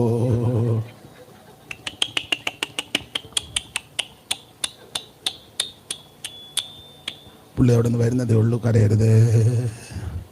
പുള്ളി സ്റ്റെപ്പ് ഇറങ്ങി വരണ്ടേ മേളിൽ നിന്ന്? നടന്ന് അവിടെ നിന്ന് ഇങ്ങോട്ട് വന്നത്. ഷിജു മനസ്സിലായോ? ദാസനാനം കേസനാനം വേറെ കേസാ. സ്തോത്രം. യോഗനാൽ സ്നാനം പ്രതിഗ്രഹിപ്പാൻ യോഗനാൽ സ്നാനം പ്രതിഗ്രഹിപ്പാൻ ഗലീല നാട്ടിൽ നിന്നും ദൂരത്തു വന്നു നാഥൻ. ഗലീല നാട്ടിൽ നിന്നും ദൂരത്തു വന്നു നാഥൻ. നമുക്ക് മാതൃകയാൽ തന്നെ തുടർന്നു പോകുക നാം. നമുക്ക് മാതൃകയാം തന്നെ തുടർന്നു പോകുക നാം.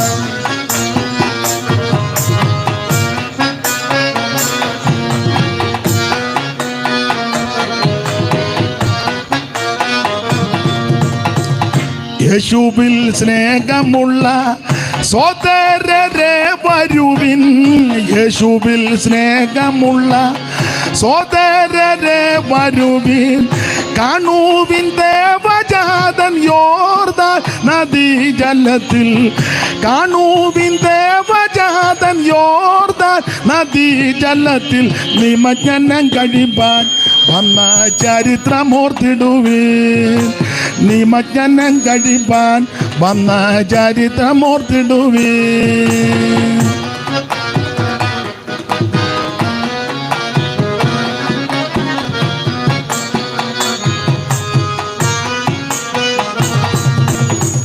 അപ്പൊ യേശുക്രിസ്തു നല്ല മാതൃക കാണിച്ചു.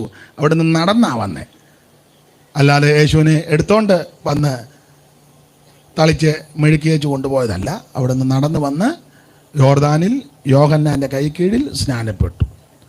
യേശുവും ചിലരെ സ്നാനപ്പെടുത്തി.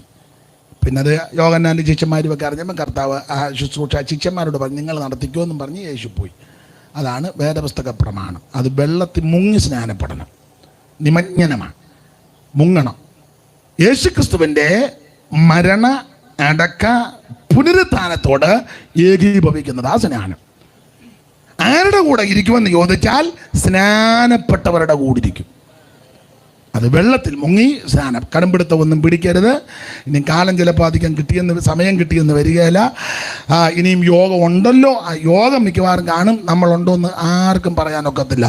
ഏത് സമയത്തും എന്നെ നിങ്ങളെ മരണം പിടികൂടും. മരണത്തിൻ്റെ തണുത്ത കരം വന്ന് തലോടുന്നതിന് മുമ്പ് യേശുവിനെ രക്ഷിതാവായി സ്വീകരിക്കണം. സ്തോത്രം. അതിന് നല്ല അവസരം ദൈവം ഒരുക്കി തരിക.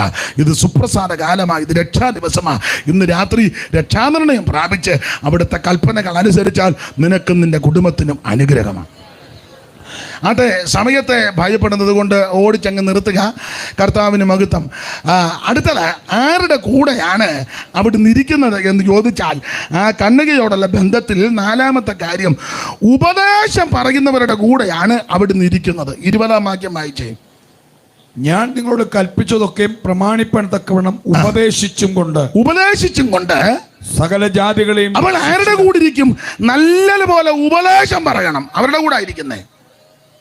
ചുമ്മാ ആൾക്കാരെ കിട്ടി തുള്ളിക്കുകയും ചാടിക്കുകയും ബഹളം ഉണ്ടാക്കിയവരുടെ കൂടെ ഒന്നും ദൈവം ഇരിക്കുകയില്ല. ദൈവം ഉണ്ടെന്നും പറഞ്ഞ് തുള്ളാം. ദൈവം വന്നേന്നും പറഞ്ഞ് കുറേ പേര് തുള്ളിയായിരുന്നല്ലോ. അപ്പം നാട്ടുകാർ വെച്ചാൽ എന്തുവാടാ പതിവില്ലാത്തൊരു ബഹളം അവിടെ, ഓളിയോ എല്ലാം കൂട്ടി അടിച്ച് പെരുക്കുന്നല്ലോ എന്ന് പറഞ്ഞു. അപ്പോൾ അവർ പറഞ്ഞു, അയ്യോ ദൈവം വന്നെന്ന് പറഞ്ഞ്. അതിന് ദൈവം വന്ന് ഭയങ്കര ബഹളം അവിടെ. ദൈവം വന്നേ എന്നും പറഞ്ഞു. ദൈവം വന്നെന്നും പറഞ്ഞ് എല്ലാം കൂടെ കിടന്ന് തുള്ളി. പക്ഷേ ദൈവമൊന്നും ആ ഏരിയയിലോട്ട് പോയില്ല. ദൈവം പോയില്ലെന്നുള്ളത് മാത്രമല്ല, പെട്ടകം ബലിസരി പിടിച്ചോണ്ടും പോയി. പെട്ടകം ബലിസരി പിടിച്ചോണ്ട് പോയി. ദൈവം ഉണ്ടെന്നും പറഞ്ഞ് തുള്ളിയ 2 എണ്ണം താണ്ട കിടക്കുന്ന തിത്തൈ എന്നും പറഞ്ഞ് താഴെ ഹൊപ്പനിയും പിന്നേകാസും. ദൈവം വന്നെന്ന് പറഞ്ഞവൻ്റെ വെമ്പള പ്രസവിച്ച് അവൾ അതോടെ തീർന്നു. ഒരു കൊച്ചനെയും പെറ്റിട്ടു. ഈഖാബോധ്. അതോടെ മഹത്വവും പോയി, ദൈവവും പോയി, മഹത്വവും പോയി. പക്ഷേ അടിച്ച് ബഹളം ഉണ്ടാക്കുന്നുണ്ട്. ഇതെല്ലാം കൂടെ ഓളിയോ എല്ലാം കൂടി ഇട്ട് അടിച്ചു ദൈവം വന്നെന്നും പറഞ്ഞ് ഇങ്ങനെ വലിയ പോര് കാണാൻ നിൽക്കും പോലെ. ദൈവം ഒന്നും അവിടെ വന്നില്ല. ദൈവം കൂടെ ഇരിക്കണമെങ്കിൽ ഉപദേശം കർക്കശമായി പറയണം. സത്യ ഉപദേശം, ശരിയായ ഉപദേശം നന്നായിട്ട് പറയണം. അതിനാരുടെ മുഖം നോക്കരുത്. അയ്യോ അച്ചായൻ എന്നാ ഓർക്കും, അമ്മാമ്മ എന്നാ ഓർക്കും. അമ്മാമ്മ അച്ചായനും അല്ലല്ലോ. നീ ദൈവസന്നിധി ഒറ്റയ്ക്ക് നിന്ന് കണക്ക് കൊടുക്കേണ്ട സമയമുണ്ട്. ക്രിസ്തുവിൻ്റെ ന്യായാസനത്തിൻ്റെ മുമ്പിൽ ഞാനും നിങ്ങൾ നിൽക്കണം. ഞാൻ കർത്തദാസന്മാരോട് പറയാം, സഭയിൽ കാശുള്ള അച്ചായൻ കാണും, കാശില്ലാത്തവൻ കാണും, ബിസിനസ്സുകാരനും കാണും, ടൈറ്റ് കൂടുതൽ. അതൊന്നും അതൊക്കെ കിട്ടുന്നെങ്കിൽ മേടിച്ചോ, കൊടുത്തോ. നമ്മുടെ വിഷയം അതല്ല, കാര്യം തീർത്ത് പറയണം. അയ്യോ ഞാൻ ഈ ഉപദേശം പറഞ്ഞ അവറാച്ചായൻ സഭ വിട്ട് പോട്ടെ, തുമ്മിയാത്രയ്ക്കൊന്ന് മൂക്കാന്നേ. ഈ അവറാ ഇരിക്കുന്നത് കൊണ്ടാ വേറെ രണ്ടെണ്ണം ഇതിനകത്ത് വരാത്തെ. അവൻ എന്ന് ഇതിനകത്ത് കയറി അന്ന് ഇതിന്റെ മണ്ടയടഞ്ഞതാ.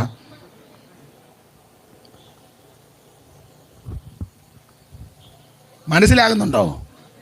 അവരായും കറിയായ അച്ചാമ്മയും കൊച്ചമ്മയെന്നും പറഞ്ഞ് പേടിച്ച് ഉപദേശം പറയാതിരിക്കരുത്. ഉപദേശം കർക്കശമായി പറയണം. അവിടുന്ന് കൽപ്പിച്ച ഉപദേശം തീർത്ത് പറയണം. അങ്ങനെ പറയുന്നെങ്കിൽ നിശ്ചയമായിട്ട് അവിടുന്ന് നിന്റെ കൂടെ ഇരിക്കും. ദൈവത്തിന് സ്തോത്രം. യേശു പഠിപ്പിച്ച ഉപദേശം പറയണം. എന്തുവാ കർത്താവ് പഠിപ്പിച്ച ഉപദേശം? ഇവിടെ അടിച്ചാൽ ഇവിടെ കാണിക്കണം. അല്ലാതെ ഇവിടെ അടി കൊണ്ടോടനെ വിളിക്കാന്നെല്ലാം വിളിച്ചു രാത്രി ഒരു ജീപ്പ് ആള് കുറുവടിയായിട്ട് എന്ന് മറ്റവനെ, അതാണോ ഉപദേശം?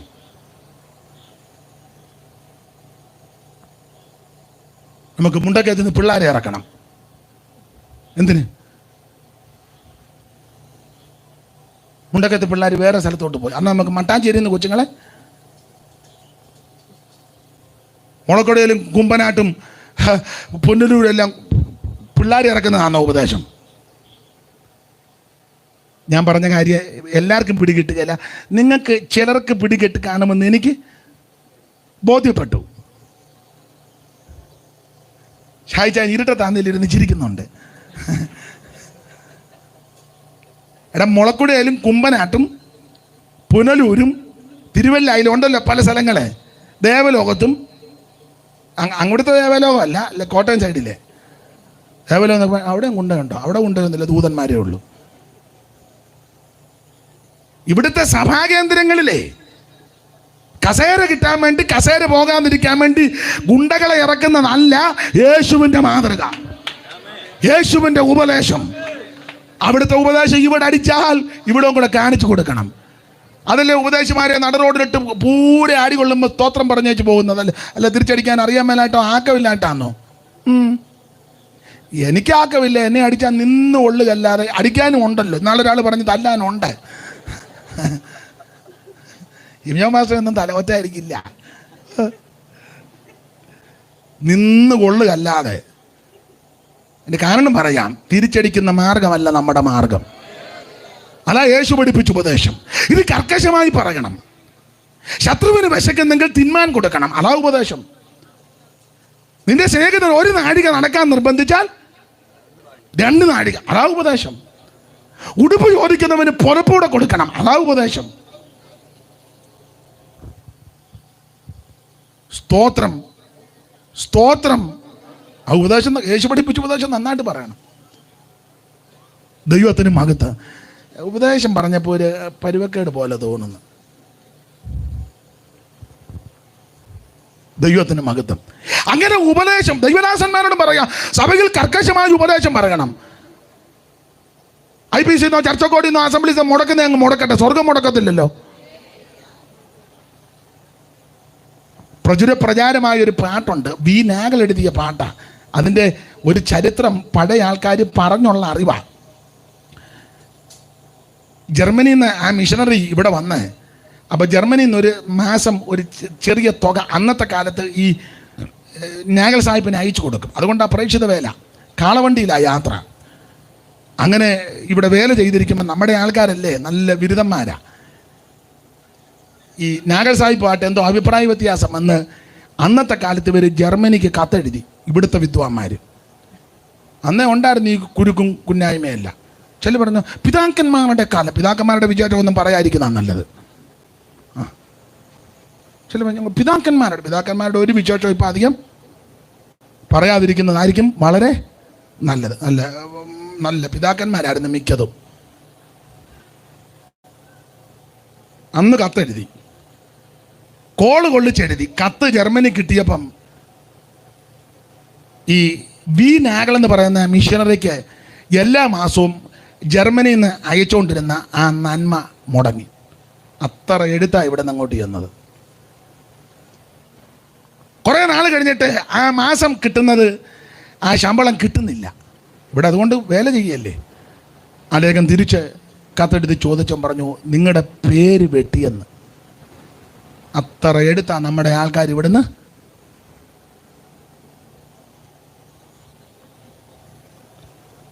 സാഹിബ് യേശുവിൻ്റെ സ്വഭാവ ശ്രേഷ്ഠത അനുകരിക്കുന്ന വ്യക്തിയായിരുന്നു. കത്തെഴുതിയവരോടും തനിക്കെതിരെ ഗൂഢപ്രയോഗം നടത്തിയവരോട് എതിർത്തും കയർത്തും ഒന്നും പറഞ്ഞില്ല. സാഹിബ് അന്നേരം പോയിരുന്ന് പ്രാർത്ഥിച്ചേച്ച് ഒരു പാട്ടിൻ്റെ വരി എഴുതി. ആ വരി ഇതാ, പ്രചാരമുള്ള വരിയാ, നിങ്ങൾക്കറിയാൻ, ചേർന്ന് പാട്. യേശുവേ നീ സ്വർഗ്ഗത്തിൽ എൻ്റെ നാമം എഴുതി ആരും എടുക്കാത്ത ഈ ഭാഗ്യം എൻ സന്തോഷം.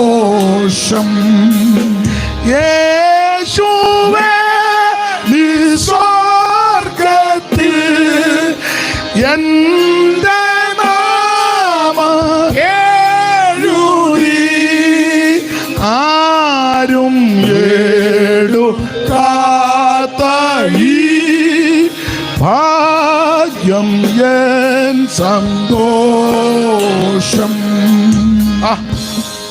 എന്തോ നല്ല പാട്ടാ. ഇവിടെ പേര് വെട്ടിക്കാണും, പക്ഷെ എൻ്റെ പേര് നീ അവിടെ എഴുതി. പാടാൻ നേരമില്ല. എനിക്ക് അന്തരീക്ഷമൊക്കെ കണ്ടിട്ട് അങ്ങ് വെളുക്കോളം പ്രസംഗിക്കാൻ തോന്നുന്നുണ്ട്. പിന്നെ ഇവർ രണ്ടുപേരും അവിടെ ഇരുന്ന് കണ്ണ് നോക്കുകയും ഒക്കെ ചെയ്യുന്നുണ്ട്. ഇന്നിപ്പം തിരുവോണമൊക്കെ ആയതുകൊണ്ട് അവർ പരിപാടി നടന്നുകൊണ്ടിരിക്കുന്നതേ ഉള്ളൂ, അവിടെ തുടങ്ങിയതേ ഉള്ളൂ. അതുകൊണ്ട് നമ്മൾ അവിടെ നോക്കട്ടെ. സ്തോത്രം. മനസ്സിലാകുന്നുണ്ടോ? നിങ്ങൾ പേര് പറ്റിയതിൽ എനിക്ക് ഖേദമില്ല. എൻ്റെ പേര് സ്വർഗത്തിൽ എഴുതിയിട്ടുണ്ട്. അതിൽ അടുത്തൊരു വരിയുണ്ട്, പാടുന്നില്ല. എന്നാമം മായ്ച്ചു കാലവാ പിശാചിനാൽ അസാധ്യം. എന്നാമം മായ്ച്ചു കാലവാ പിശാചിനാൽ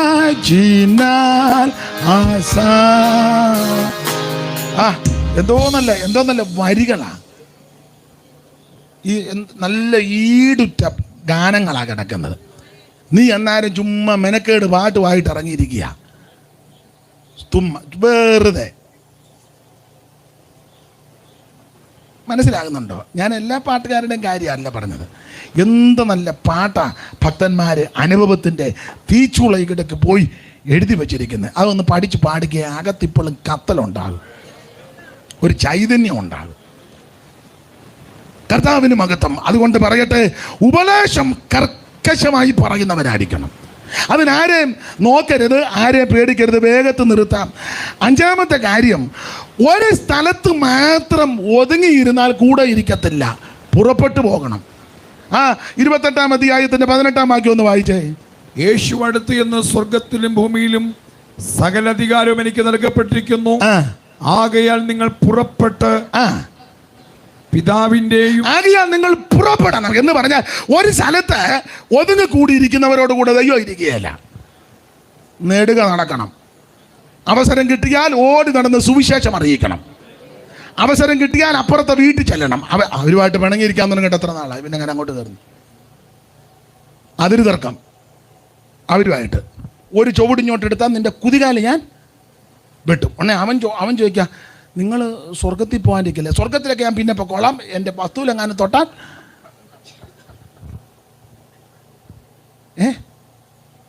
നിങ്ങൾ എല്ലാവരുടെയും കാര്യമല്ല. നിനക്ക് ചുണയുണ്ടോ ഒരു ചുവട് ഇടിഞ്ഞോട്ട് എടുക്കാൻ? ഉടനെ അവൻ പറഞ്ഞു, നിങ്ങൾ പിന്നെ സ്വർഗത്തിൽ പോകാൻ, സ്വർഗത്തിലൊക്കെ പോകുക അതൊക്കെ രണ്ടാമത്തെ കാര്യം. എൻ്റെ വസ്തുവിലെങ്ങാനും കയറിയാൽ നിന്നെ ഞാൻ. അവൻ പിന്നെ പേടിച്ചങ്ങ് പോയി. എന്നിട്ട് മാപ്പിളയും പെമ്മളും കൂടെ സഭയിൽ വന്നിച്ച് തമ്പേറിനടിക്കുക, എൻ്റെ ദേശം ഈ വിടയാൽ അവൻ 5 ഇഞ്ചിൻ്റെ മെറ്റിൽ നിന്നെ എറിഞ്ഞ് താഴെ ഇടും. ഇല്ല, എറിയണം. 5 ഇഞ്ചിൻ്റെ മെറ്റിൽ, ചെറിയ 2.5 ഇഞ്ചിൻ്റെ എടുക്കരുത്, ഏക്കുകയല്ല, 5 ഇഞ്ചിൻ്റെ. ഉന്നമുള്ളവനാണെങ്കിൽ സൂച്ച നിന്റെ ഉച്ചയ്ക്ക് കൊള്ളണം. സഭയെ വന്ന് പാടുക, എൻ്റെ ദേശം. എന്നിട്ട് അന്ന് രാവിലെ 7:30 അതിരുന്ന് തർക്കം ഉണ്ടായത്. മനസ്സിലാകുന്നുണ്ടാവല്ലോ?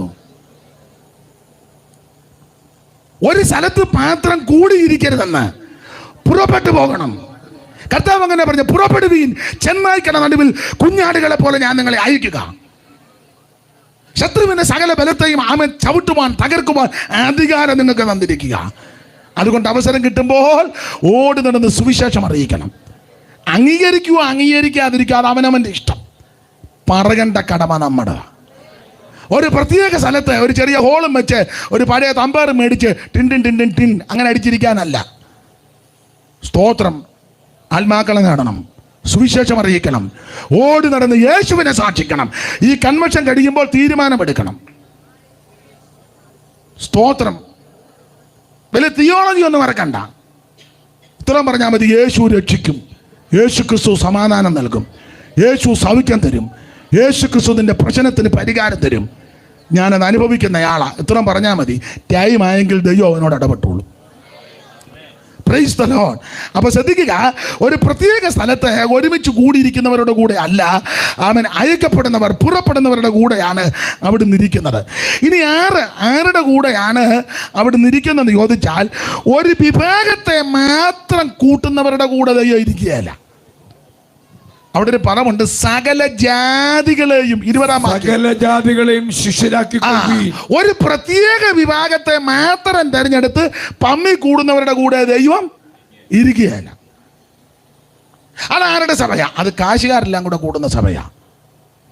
അവിടെ ഒന്നും ദൈവം വരികയല്ല. ഇതാരാ? അത് കാശില്ലാത്തവരെല്ലാം കൂടെ രണ്ട് തലത്തുമില്ല. അതേത് സഭയാ? അത് വെളുത്തവരെല്ലാം കൂടെ കൂടുന്ന, പുള്ളി അറിഞ്ഞ കേസേ അല്ല. ഇതോ അത് കറുത്തവരെല്ലാം കൂടെ കൂടുന്ന കൂട്ടം. ഇത് രണ്ടുമല്ലാണ്ടാണ്. ഇടയ്ക്കൊരെണ്ണം ഉണ്ടല്ലോ, കപ്പാട്ട് അല്ല, കാളകെട്ടിയില്ലേ, അല്ല ഈരാറ്റുപേട്ട. അത് ഇത് വെളുത്തതുമല്ല കറുത്തതുമല്ല, പിന്നെ ഇരുനിറക്കാരെല്ലാം കൂടെ. അവിടെയും പുള്ളി വരികയല്ല. ഈയിടെ പുതിയ ഒരെണ്ണം തുടങ്ങിയല്ലോ, അത് വിളറിയതെല്ലാം കൂടെ. ഒരു പ്രത്യേക ആൾക്കാരെ മാത്രം തെരഞ്ഞു പിടിച്ച് ഇരിക്കുന്നവരുടെ കൂടെ ദൈവം വരികയല്ല. സകല ജാതികളെ ശിഷ്യരാക്കണം. നാനാജാതി മതസ്ഥരായ പ്രിയപ്പെട്ടവർ, ജാതിയിൽ നിന്നും ഗോത്രത്തിൽ നിന്നും ഭാഷയിൽ നിന്നും വംശത്തിൽ നിന്നും യേശു ക്രിസ്തുവിനെ രക്ഷിതാവായി സ്വീകരിച്ചവരുടെ കൂട്ടമുണ്ടോ അവിടെ ദൈവം കൂടെ ഉള്ളത്. Price the Lord. ഒന്ന് രണ്ട് കാര്യം കൂടെ പറഞ്ഞ് എൻ്റെ വാക്കങ്ങ് നിർത്തുക. ആരുടെ കൂടെയാണ് ഇമ്മാനുവേൽ കൂടെ ഇരിക്കുന്നത്? കർത്താവിന് മഹത്വം. അതിൻ്റെ 7ാമത്തെ ചിന്ത, ആമേൻ, സ്തോത്രം, യേശു കൽപ്പിച്ചത് പറയുന്നവരുടെ കൂടെയായിരിക്കുന്നത്. ആ 20ാമത്തെ വാക്യം ഒന്നുകൂടെ വായിച്ചേ. ഞാൻ നിങ്ങളോട് കൽപ്പിച്ചതൊക്കെയും പ്രമാണിപ്പാൻ തക്കവണ്ണം ഉപദേശിച്ചും കൊണ്ട് സകല ജാതികളെയും ശിഷ്യരാക്കി. അവിടുന്ന് കൽപ്പിക്കുന്നത് തീർത്ത് പറയുന്നവരുടെ കൂടെ അവിടുന്ന് കൂടെ ഇരിക്കും. ഇന്ന് രാത്രി ആ നല്ല കർത്താവ് നമ്മുടെ കൂടെ ഇരിക്കുക. 8ാമത്തെ പോയിന്റ്, ആരുടെ കൂടെ ഇരിക്കും? മുമ്പേ വായിച്ചതാണെങ്കിലും അതിൻ്റെ ആശയം പറയുക, ആരാധിക്കുന്നവൻ്റെ കൂടെ ദൈവം ഇരിക്കുന്നത്. അവർ ചിലർ സംശയിച്ചു നിൽക്കുമ്പോൾ ശിഷ്യന്മാർ അവനെ നമസ്കരിച്ച് ആരാധിച്ചു. ആരുടെ കൂടെ ദൈവം ഇരിക്കും? ആരാധിക്കുന്നവൻ്റെ കൂടെ ഇരിക്കും. ആരെ ആരാധിക്കണം? ദൈവത്തെ ആരാധിക്കണം. ആരെ ആരാധിക്കരുത്? വേറെ ആരെ ആരാധിക്കരുത്? മനുഷ്യനെയും മൃഗങ്ങളെയും പട്ടിയെയും പൂച്ചയെയും പന്നിയെയും കോഴിയെയും താറാവിന് പ്രകൃതിയെയും ചരാചരത്തെയും ഒന്നും ആരാധിക്കരുത്. ആരാധിക്കുന്ന ദൈവത്തെ ആരാധിക്കണം. ആരാധനയ്ക്ക് യോഗ്യൻ സത്യദൈവമാണ്, നിത്യദൈവമാണ്, ഏകദൈവമാണ്. അങ്ങനെ ആരാധിക്കുന്നവരുടെ കൂടെ ഇരിക്കുന്നവനാണ് ദൈവം. ഇന്ന് രാത്രി ആ കർത്താവ് നമ്മുടെ കൂടെയുണ്ട്. ഇമ്മാനുവേൽ നമ്മുടെ കൂടെയുണ്ട്. ആമൻ നിന്നെ ആമൻ വിടുവിക്കുവാൻ കഴിവുള്ളവൻ കൂടെയുണ്ട്. ആ കർത്താവിൻ്റെ കൂടെ വസിക്കുവാൻ, കർത്താവ് നിന്റെ കൂടെ വസിക്കുവാൻ ആഗ്രഹിക്കുന്നു. ഇന്ന് രാത്രി സമർപ്പിക്കുക. ഒരു വാക്ക് എന്നോട് ചേർന്ന് പ്രാർത്ഥിക്കുക. എൻ്റെ യേശുവേ, ഞാനൊരു പാപിയാ, എൻ്റെ പാപത്തെ പരിഹരിക്കണം, എൻ്റെ ഉള്ളത്തിൽ വരണം, എൻ്റെ കൂടെ ഇരിക്കണം, എൻ്റെ അടുത്ത് വരണമേ, എന്നെ രക്ഷിക്കണമെന്ന് ആര് പ്രാർത്ഥിക്കും അവരെ ഇന്ന് രാത്രി യേശു രക്ഷിക്കും. എല്ലാവരും സമർപ്പിച്ച് പ്രാർത്ഥിച്ചാട്ടെ. ഒരു നിമിഷം എല്ലാവരും സമർപ്പിച്ച് പ്രാർത്ഥിച്ചാട്ടെ. നമ്മുടെ കൂടെ ഇരിക്കുന്ന ദൈവം ഇന്ന് രാത്രി ഇമ്മാനുവേലായി അവൻ നമ്മുടെ കൂടെയുണ്ട്. എല്ലാവരും അല്പസമയം ദൈവത്തെ സ്തുതിച്ചാട്ടെ. കർത്താവിന് മഹത്വം, കർത്താവിന് മഹത്വം, കർത്താവിന് മഹത്വം. നമ്മുടെ കൺവെൻഷന്റെ സമാപന രാത്രിയാണല്ലോ. അതുകൊണ്ട് നമുക്ക് ചേർന്ന് കൈകളടിച്ച് 2 ശീല് പാട്ട് പാടി ആരാധിച്ച് ഇന്ന് രാത്രി നമുക്ക് അങ്ങ് പിരിയാം. സ്റ്റേജിലിരിക്കുന്ന കർത്തദാസന്മാർ ഒന്ന് എഴുന്നേറ്റ് നിൽക്കണം. നിങ്ങൾ എഴുന്നേക്കണ്ട, നിങ്ങളെ ഞാൻ ഒടുവിൽ എഴുന്നേൽപ്പിക്കുക. ഇപ്പോൾ എഴുന്നേക്കാൻ പറഞ്ഞാൽ നിങ്ങൾ ഓരോരുത്തരോരുത്തർ ഇറങ്ങിപ്പോകും. അപ്പോൾ അതുകൊണ്ട് നിങ്ങൾ ഇരുന്നാൽ മതി. അത്യാവശ്യം അല്ലെ ഇറങ്ങി പോകുകയാണെങ്കിൽ എനിക്കൊന്ന് കാണുകയും ചെയ്യാം ഇന്നയാളാ പോയെന്ന്. അപ്പോൾ അതുകൊണ്ട് സ്റ്റേജിൽ നിൽക്കുന്നവർ ഒന്ന് എഴുന്നേറ്റ് നിന്ന് നിങ്ങളുടെ ചേർന്ന് കൈകളടിച്ച്, നാളെ നമുക്ക് ഇങ്ങനൊരു യോഗ ഇവിടില്ലല്ലോ, അപ്പോൾ അതുകൊണ്ട് കൈകളടിച്ച് പാടി ഇന്ന് രാത്രി നമുക്ക് നമ്മുടെ ദൈവത്തെ മഹത്വപ്പെടുത്തി എല്ലാവരും കരമുയർത്ത് ദൈവത്തെ സ്തുതിച്ചാട്ടെ. ദൂതർ സ്തുതിക്കും നാഗവല്ലഭൻ പിറന്നു ഗോശാലയിൽ. ദൂതർ സ്തുതിക്കും നാഗവല്ലഭൻ പിറന്നു ഗോശാലയിൽ. ബന്ധമടിച്ചു അന്ധനെന്നെയു ബന്ധുമാക്കിയതാലിന്നു എന്നു നന്നായി സ്തുതിക്കൂ നാഥേശുവേ. ഞാനീ ധരയിൽ ഇന്നോ എന്നോ നന്നായി സ്തുതിക്കും നാഥേശുവേ. ഞാനീ ധരയിൽ അമ്മൻ വാഴ്ത്തിടുമേ വാഴ്ത്തിടും. കൈയടിച്ച് ചേർന്ന് എൻ ജീവകാല ഈശോടിതലേ ഇമ്മാനുവലേ. എൻ ജീവകാല ഈശോടിതലേ. ശത്രു തന്നുടെ അഗ്നിശരങ്ങൾ തൊടുത്തു വീട്ടിടും. നമ്മെ ശത്രു തന്നുടെ അഗ്നിശരങ്ങൾ തൊടുത്തു വീട്ടിടും. നിന്നായുധങ്ങൾ കാത്തിടുമെന്നെ പൊന്നു നായകനെ. രക്ഷാ സത്യനിധി ചാർത്തിനി ശക്തനാക്കിടോ സേനാനായക. രക്ഷാ സത്യനിധി ചാർത്തിനി ശക്തനാക്കിടോ സേനാനായക. വാഴ്ത്തിടുമേ ഓ വാഴ്ത്തിടുമേ ഇമ്മാനുവലേ. എൻ ജീവകാല ഈശോടിതലേ ഇമ്മാനുവലേ. കാല ഈശോടിതലേ ഇമ്മാനുവലേ. എൻ ജീവകാല ഈശോടിതലേ ഇമ്മാനുവലേ. എൻ ജീവകാലം ഈശോടിതലേ. കരമുയർത്തി ദൈവത്തിന് മഹത്വം കൊടുക്കാം. എല്ലാവർക്കും അനാദിനങ്ങളിൽ എഴുന്നേറ്റ് നിൽക്കാം. ഇന്ന് രാത്രി ഒരു ശീലം കൂടെ ചേർന്ന് നമുക്ക് പാടി ഇന്ന് രാത്രി പ്രാർത്ഥിച്ചു പിരിക്കാം. ആ പഴയ ഒരു പാട്ടിന്റെ ഒരു വരി. എന്ന് കാണാം ഇനി എന്നോ കാണാം എന്റെ രക്ഷ നായകനെ. എന്നോ കാണാം ഓ എന്നോ കാണാം ഇനി എന്നോ ചേർന്ന് എന്റെ രക്ഷ